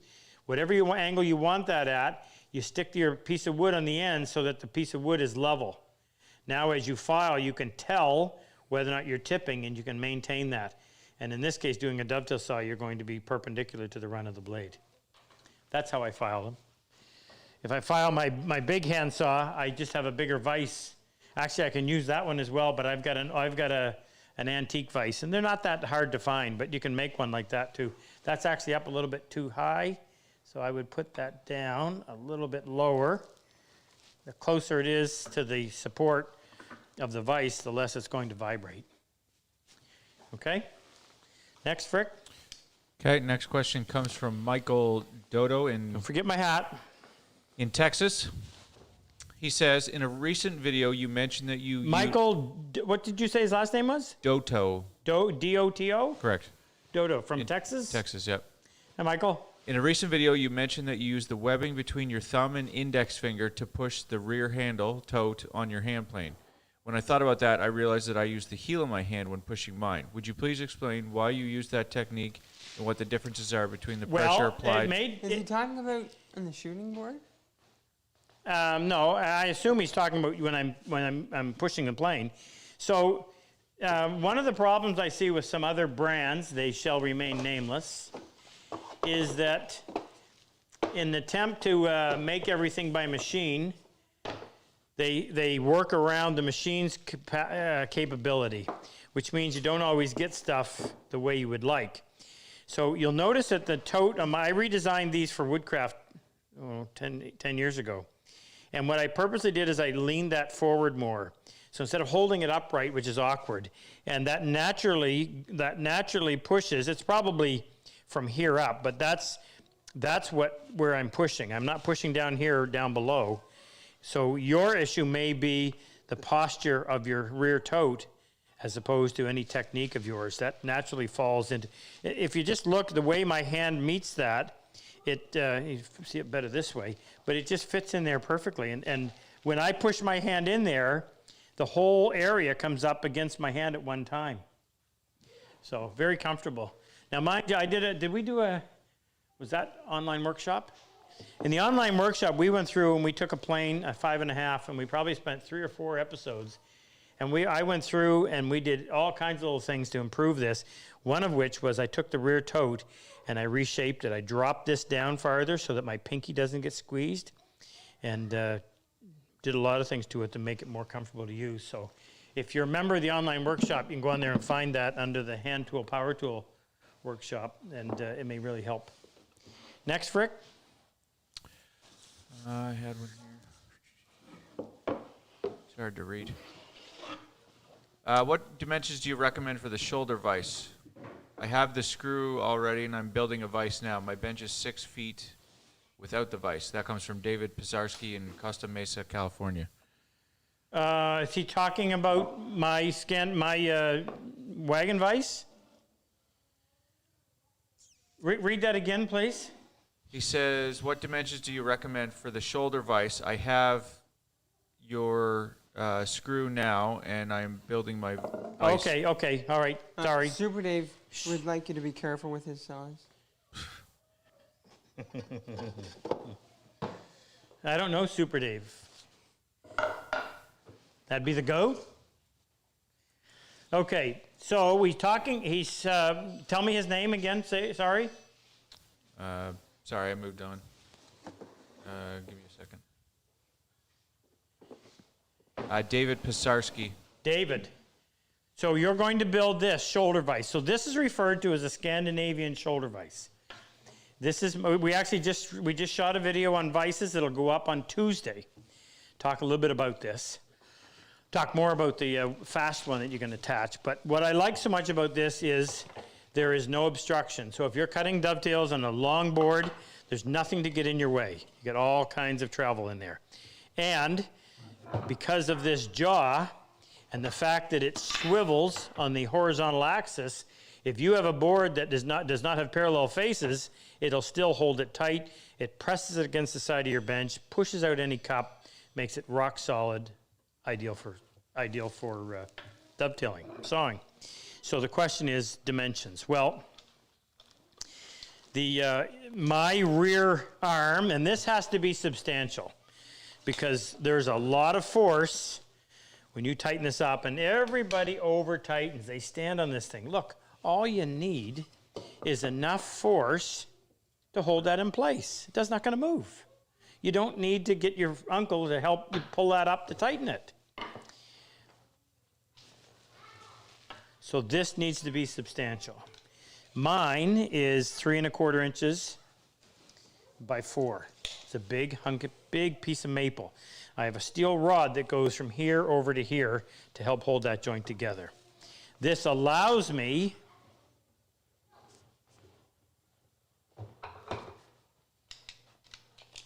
jaw capacity of 4 and just a little better than 4 1/2 inches.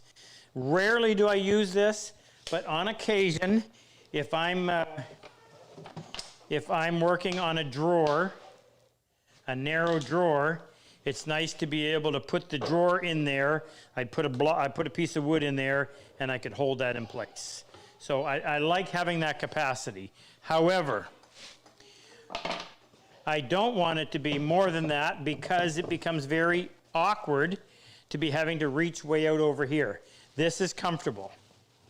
So I would suggest that you don't need, and the gap between the face of my vise and the inside of the arm is 8 inches.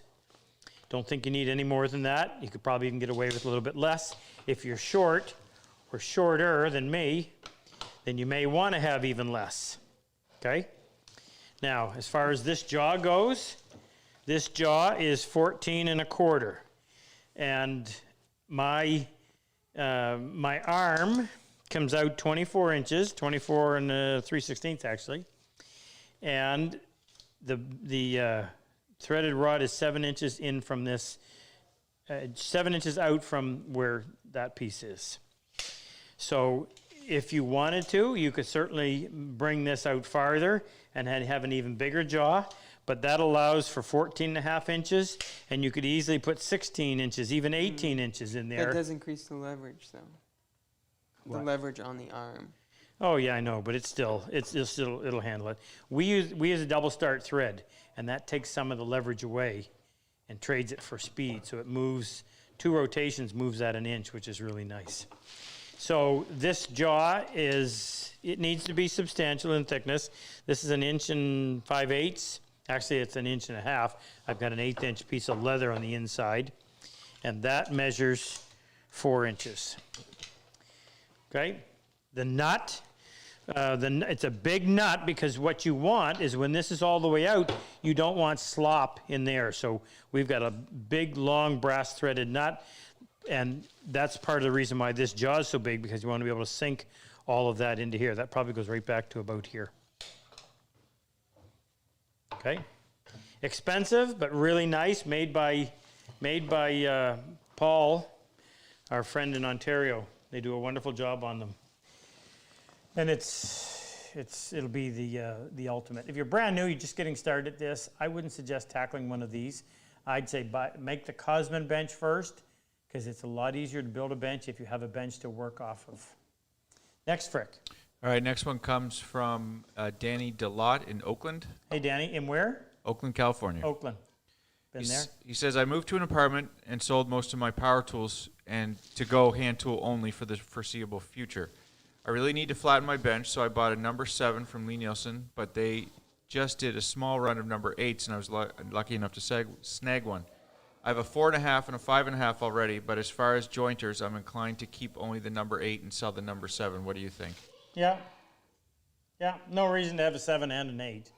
If you have an 8, that's a big, number 8, Lee Nielsen's $475. That's, for some people, that would be considered a big investment. On tools, I don't think it is, because it'll pay itself back many times over. So I have a number 8 as well, and you don't see me use the number 7 very often. It just happens to fill a spot in here. So yeah, by all means, sell your number 7 if you already have a number 8. If you have a number 7, would I sell that to go buy a number 8? Probably not, but you already did it, so good. Yep, that's what I would say. Rick, let me close this so we can hear. Hey, could you guys keep it down to a dull roar? Thank you. Jim Who owns Pier- all those kids anyway?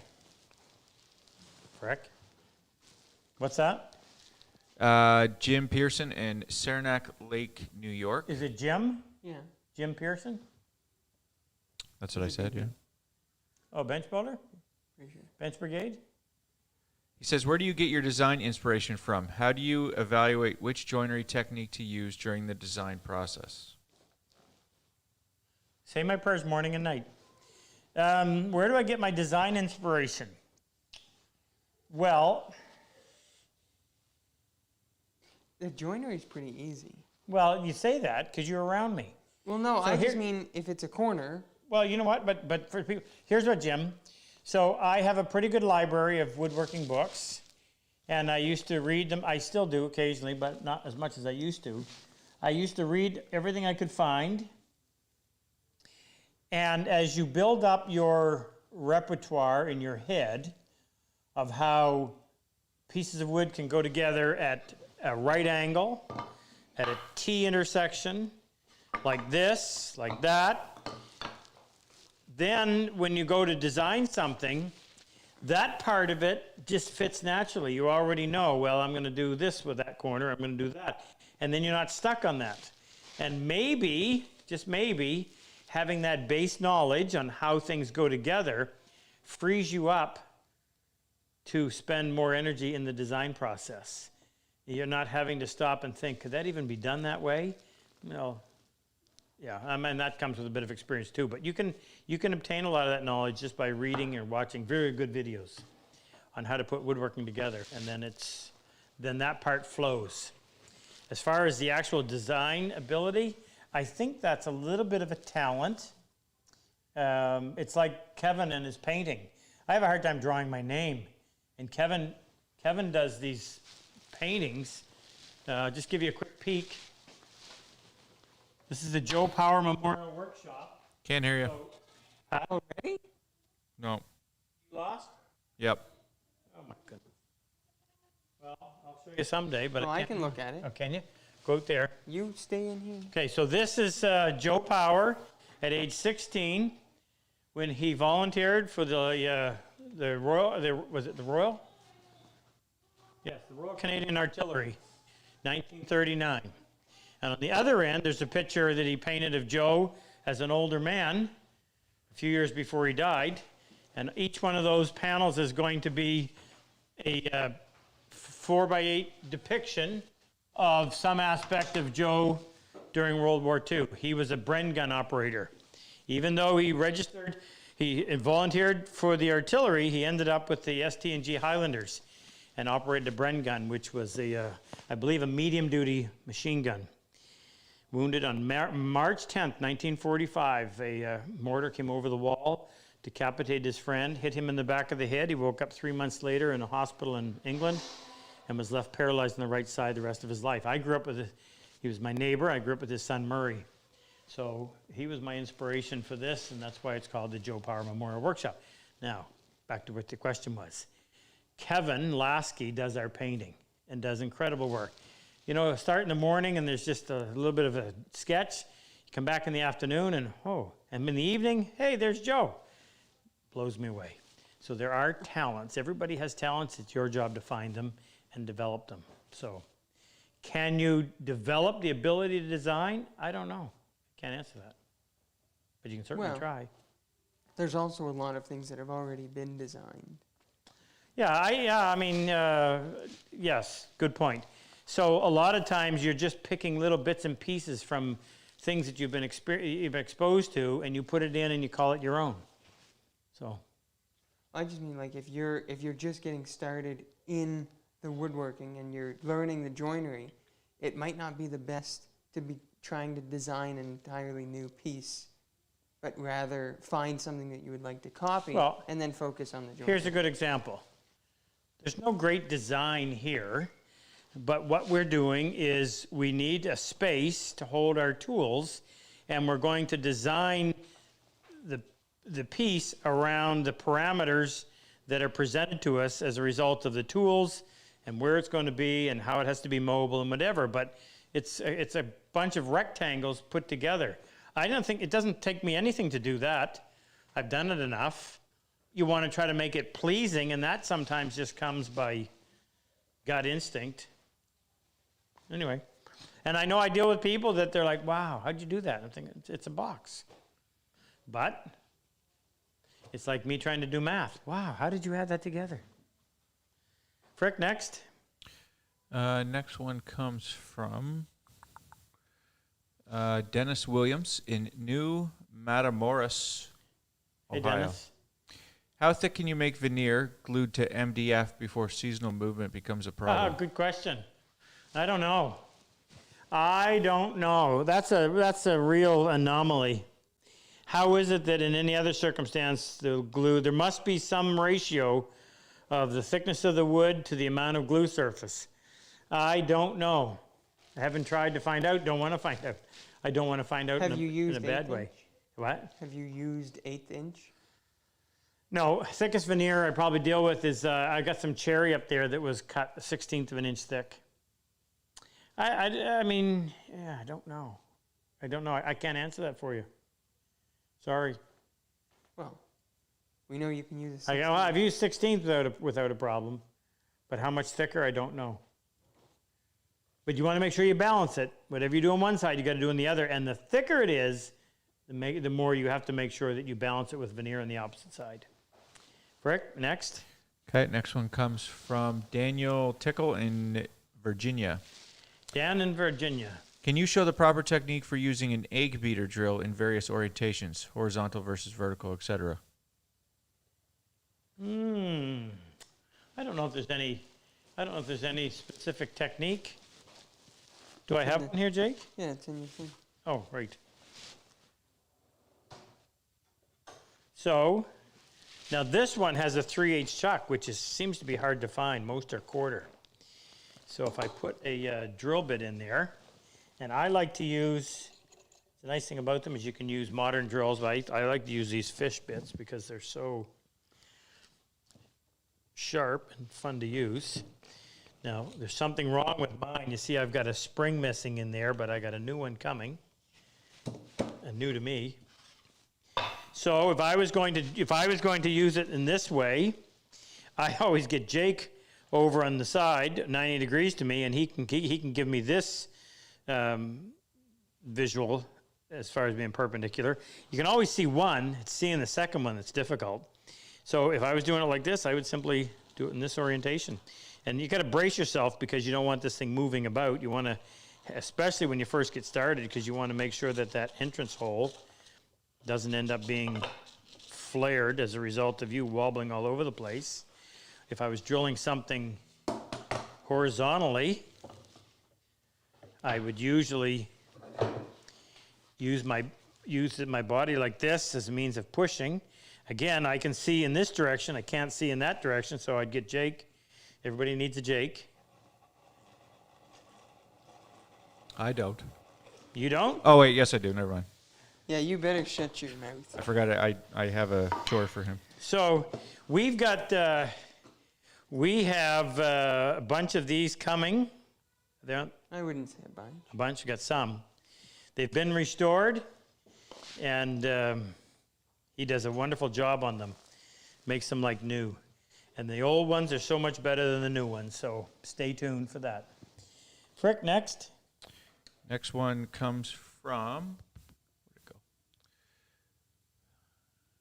Oh, shoot. I lost it.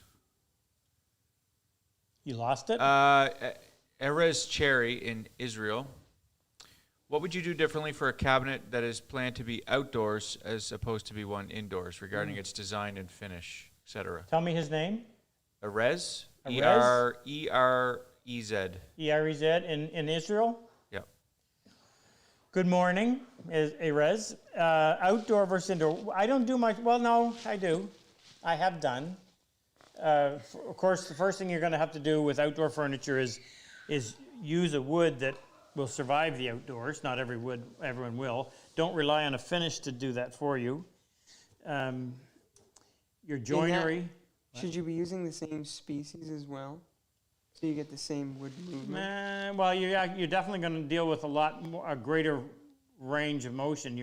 Inside, you might move 1 or 2% moisture content throughout a year. Outside, you're going to see some dramatic movement. So good point with what Jake just said. If you have cross-grain construction, make sure that you're probably either allowing for the movement or you're using the same species, but even still, cross-grain construction, you're going to get the extremes. I don't think you can rely on glued joinery as much. So you got to get a little bit creative. I mean, that would be a good place to use something like that, a tusk tenon. And I think you have to design it in such a way that water won't lay on anything. So there's got to be a little bit of a slope everywhere. You don't want anything where water was going to pool and then seep down into a joint. So yeah, some stuff you're going to have to deal with. I don't live in a climate where, I suppose we do have some outdoor furniture, deck furniture, but I've never built any like that I can remember. Planters and things like that. That's a good question. I haven't given that a lot of thought. So I didn't give you much of an answer, but I gave you some. Next, Rick. Okay, next one comes. Israel would be a little drier climate than what we have. This one comes from Pat Pierce in West Virginia.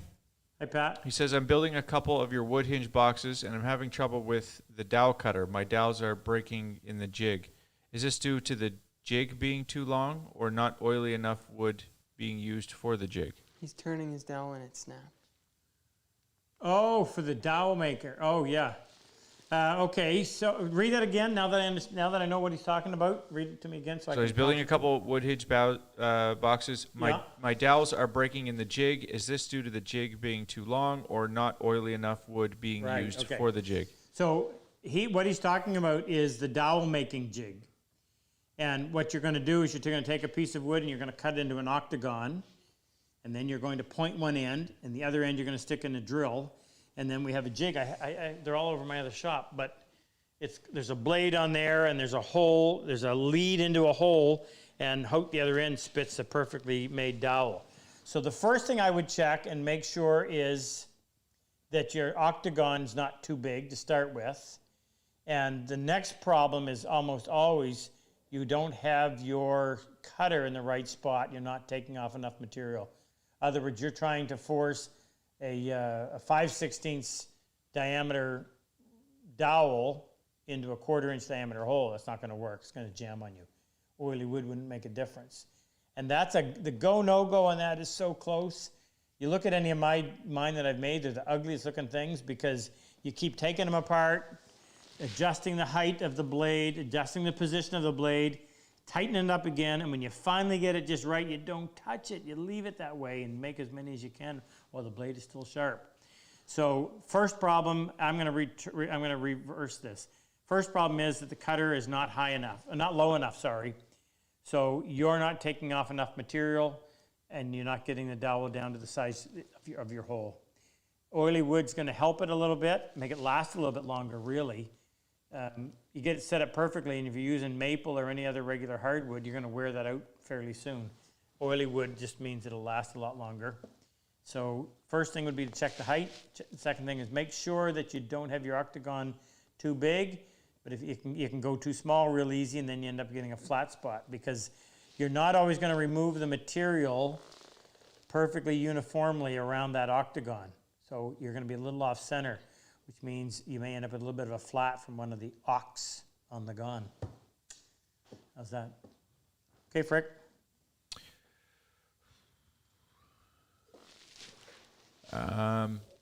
Okay. Okay, what? Any more vets to say hello to? Let me check. Do we know how much we've had donated tonight? Last update was 15 minutes ago. We're over 2,000. Okay, so we're giving away 2 saws. Get that up to 3,000 and we'll give away 3. And I haven't been notified of any other vets yet. Okay. Jerry in Texas wants to know, what lumber would you use for the base/main structure of a work table? Hi, Jerry. So the one I'm leaning on is Spanish cedar. And the only reason is because it was the color that I wanted and it was the thickness that I wanted. So if you want something really heavy like that, your choices get limited because I think they make a lot more money when they cut 4/4 lumber than when they cut 12 quarter or 16 quarter. And I'm sure it's a pain to dry, and just everything about it is more expensive. So it doesn't need to be, if it's big and thick like that, it can be just about anything, because something that thick, it would be a lot stronger if it was maple, but because it's that thick, it's plenty strong for the application. So my first one I made the base out of ash, and then I made one out of maple. I've used birch, I've used Spanish cedar, I've used walnut. I've used just about everything. I don't think I've used pine, but like I said, if it's thick enough, it doesn't matter. You can make whatever you want. And it usually means whatever you can find that thick. Rick, next. Okay, next one comes from John in Australia. Hi, John. He says, Rob, I've noticed in your sharpening videos that you wipe plane blades and chisels carefully to remove moisture. Have you found a cloth that is both strong enough, dense enough, and absorbent enough to last? Thank you. I try to be a little more garbage friendly and not throwing paper towels away all the time, but it seems like every time I have a rag, it gets covered in dirt, and it just, yeah. I like these. These are these blue shop towels. They're really strong, and they won't last as long as a cloth rag, but they're really absorbent, and they last quite a while. And they can dry. Huh? They can dry. Yeah, you can actually leave them out and dry. I really like these for applying oil on when I'm doing the finish on handles too. So, oh, here's this stuff. I think this is called J-cloth, and this stuff sucks. I don't know who bought that, but I don't like it. It's too light, too flimsy. I really like this. This is I have a friend that used to get this for me. So this is white paper towel, but it's really super strong. It's a lot stronger than that. It's as close to being cloth without actually being cloth, although there's probably a certain amount of cotton in it. But this stuff is really good, and I have no idea where it comes from, so I can't recommend to you, but it's out there. Somebody can find it. Next, Rick. Did you say we put a new bandsaw in? We wanted to make everything general, so I had a general 20-inch. It was in the other shop. I had Al does all of our machinery, takes it apart, cleans it all up, makes sure everything works, puts it back together, all painted. So we took the Delta out and put it in the other shop, and we brought the big general over here. We're just waiting for some blades. That's a beast. Frick, next. Okay, question comes from Jerry Sarkozy in Vail, Arizona. Hi, Jerry in Vail. He says, what causes a sharpened Wood River 5.5 to chatter on hard maple? What causes a Wood River 5.5 to chatter? Well, the first thing I would always look for, 98.9 times out of 100, the blade's not properly sharpened. And as a result, everything happens. All the problems can almost always be brought back to that. If that wasn't the case, I would make sure that your frog is in place. I've picked up planes and the frog retaining screws weren't tight, so the frog wasn't sitting there properly. Sometimes when they put the blade in, they realize that it's not sitting flat on the face of the frog. There might be some debris in there, or it's actually sitting up on the lateral adjustment lever. It didn't click down in place. Make sure your chip breaker is tight. And you do get chatter. The chances are the blade's not sharp enough, so in order to get a shaving, you've had to bring the blade out even farther so it'll get into the wood, actually get under the wood. And as a result, you're trying to take a heavy shaving, requiring a lot of power, very little control, and it'll bump itself down the board. So if I was only given one option, I'd say check your sharpening. Go to my video, 32 seconds to sharp, watch it. Now, let me give you another little commercial. You buy all of the stuff I recommend. Here's why. It's the best stuff. If there was something better, I'd find it and use it. Well, nice thing about having a business that's associated with your hobby is everything I buy is a business expense. So I can go out and tell Jake, go find us the very best sharpening stones. And that's what we have. If you buy those stones, then you just have to follow my directions and it'll work for you. But if you follow my directions using some garbage you got somewhere, it may not work. why endure the frustration?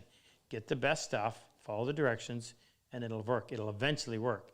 You may have to do it 2 or 3 times, watch the video a few times, but you'll eventually get it, and it'll work for you. If it works for me, it'll work for you. Go to our website. We store all the stuff on there. We have a new, and our diamond plate we're replacing. It's coming out on our own brand, and it should be here within a week. So if you've been wanting to buy one of those double-sided diamond plates, we got a new one coming. Watch for And it. And the world's best. the spritz world bottle. best spritz bottle is back almost. It's on its way. It's on its way. Been out of stock for a long time. COVID has not been easy to deal with when it comes to procuring materials. Those bottles come from England. The diamond plate comes from over there. We source stuff from all over. We try to find the best stuff. Frick, next. Okay, this is the last One- question. This is the last question. That comes from Guillaume in Quebec. Dion? No. Guillaume. Guillaume.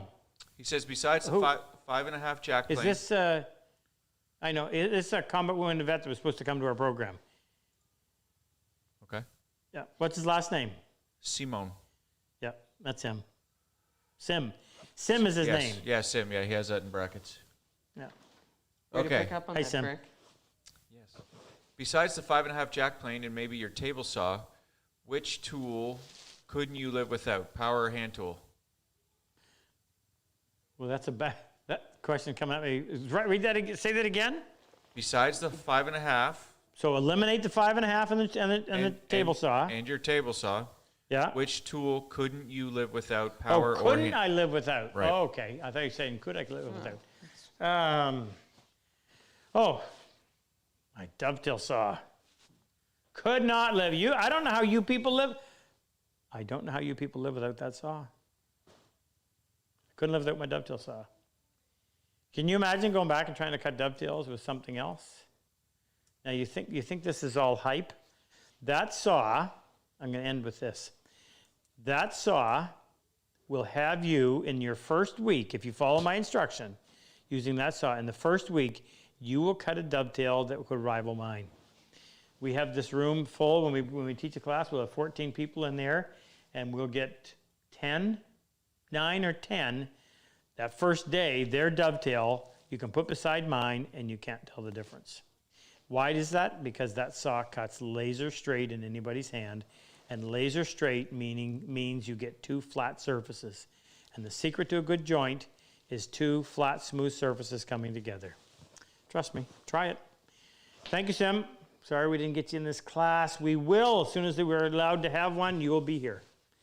Have a good weekend, brother. Happy Thanksgiving to you. Frick, we done? We are done. I'm just copying All right, and so we're going to pasting do the our draw. names. Make sure that you're in for the draw. If you're a combat wounded vet, whether you've come to our class or not, our online workshop, which is $325 a year, is free to you for life. You contact me, and I will make sure you get a membership. Superdave, a.k.a. the Super Goat, will take care of that for you. And you don't need to prove anything to me. I take you at your word. You're a combat wounded vet, whether it's a physical or mental wound, let us know, and you can be a member. And there's tons. There's 2,500 to 3,000 episodes on there. We built numerous parts. We've been doing it since 2011. You ready? Just before you do, so a couple reminders. Pat's Secret Garden, do your Christmas shopping early. Do your Christmas shopping early if you're trying to. I'm not saying that to, I'm saying it because I hate disappointing people when they contact us the 1st of December and either we're out or there's no way it can get to them in time. So if you want things to go nicely, just do it early. Start it in now. And we're pretty well stocked. We're out of Sean Shim's. We're out of 1-inch chisels. We're out of some of the mortise size chisels. We're out of the dovetail marking knives. And all of that should be fixed within the next week to 10 days. So if you're Canadian, we're well stocked. We just got a shipment of over 100 5.5s. What a blessing that was. We're really good on, we've got all of our Sharpened. Our new diamond stones will be in sometime this week. I know they've landed in country. We're always good on saws. We got everybody's making saws. We'll have the new little saws. So we're pretty good on just about everything. And we got lots of apparel for you. Now, Frick, Yeah, just you having a hard time over there? Yeah, for Do some a reason. little view around so they can see all the shop. The part that never gets cleaned up. So sometime between now and Christmas, I got to pull all this lumber out. So when we moved over here, the boys didn't know piece of pine from piece of walnut, so it just got all thrown. So all that stuff up in there has value. There's some boards up in there that cost hundreds of dollars, if not thousands. So I got to take all that wood off, put it by species in the floor, and then put it back in such a way that I can get access to it. I've got some veneer up there that I've been saving. I brought that home from BYU in 1989. Got my airplanes over there. Got some furniture that needs to get finished over there. These are my. I'm really in the mood for doing saw handles, so we're going to change the way we do it. This one is going over to Chris Davies over in England. Isn't that a beautiful piece of bird's eye? Oh, sometimes I don't like parting with this stuff. And this is Chris's. No, where's? It's right there. Right here. This is Chris's. This is being mounted on a dovetail saw. This is a piece of Turkish walnut. Resin impregnated. Resin impregnated. That came from Sean Mahaffey, who does all that stuff for us. Here's a nice piece. This is something that I've been working on. This is a piece of Australian lacewood. Really pretty stuff. Hey, Frick, what you doing? I'm ready. Are you? Anything else you want to show them over here? No? All right. I think I actually have one more saw that I'm behind, and that's a Kingwood. What is it? Medium bench crosscut. Kingwood bench crosscut, and I'll get on that this week. Okay, first is for either your choice, Peruvian happy sweater for a grandchild or child, dead cat sweater, whatever size you want, or a Purple Heart golf shirt. Take your pick. We're going to give 3 of those away, and then we'll give away a saw, the new 3/4 saw. So I guarantee, unless your name is Patty Tack, no one else out there has one. Well, he still doesn't have it. He still doesn't have it. We're saving it for him. It's going to, increase the suspense. It's a Christmas thing. All right. Go ahead. First winner. Any more vets to say hello to, by the way? Not that I'm aware of. All Hey, right. Frick, switch cam. Switch cams. Yeah, like I indicated 5 minutes ago. I have no signal. The battery died. Okay. First winner is Gary Gibbons in Marysville, Washington State. Hi, Gary. Your choice. Happy sweater, golf shirt, dead cat. Let us know. And the size. Okay, next winner is David Pisarski, Costa Mesa. We answered one of his questions earlier. Costa Mesa, California. Correct. David, your choice. Happy sweater, dead cat, or golf. Let us know the size. Next winner is Eric Jeg in Denmark. Eric in Denmark, you get a happy sweater, a dead cat sweater, might be cold over there, or a golf shirt. Let us know. We'll send it out to you. Now, how many 3/4 Len Robichaud 3/4 saws are we giving away? 2. 2. Okay, first one goes to Robin Powell in Coldstream, British Columbia. Hey, Robin in Coldstream, British Columbia. Congratulations. You probably Oh, want. by the way, we're getting a Sean shim made specifically for that saw because it's a narrower curve, and we're getting a sawtooth blade for the dovetail marking knife also, so that you'll be able to do your dovetails the same way we do. What else we're going to get, Jake, to fit that saw? Wasn't there a third thing? No, just the 2 extra. Just those two? Okay. Fret saw should still fit. All right, Last one, Frick? last one. Our winner is Michael Cracky in Northville, New York. Michael. I know Michael well. Congratulations, Michael. Lucky you. Okay, we're done? We are done. So I'm going to tell you, so next week, in 2 weeks, we are going to have a one of two very special World War II vets on, and as part of our way of saluting our veterans for a November holiday of Veterans Day and Remembrance Day in Canada. So we shall see you in 2 weeks. Be happy, be safe, enjoy your shop, make some shavings. See you soon.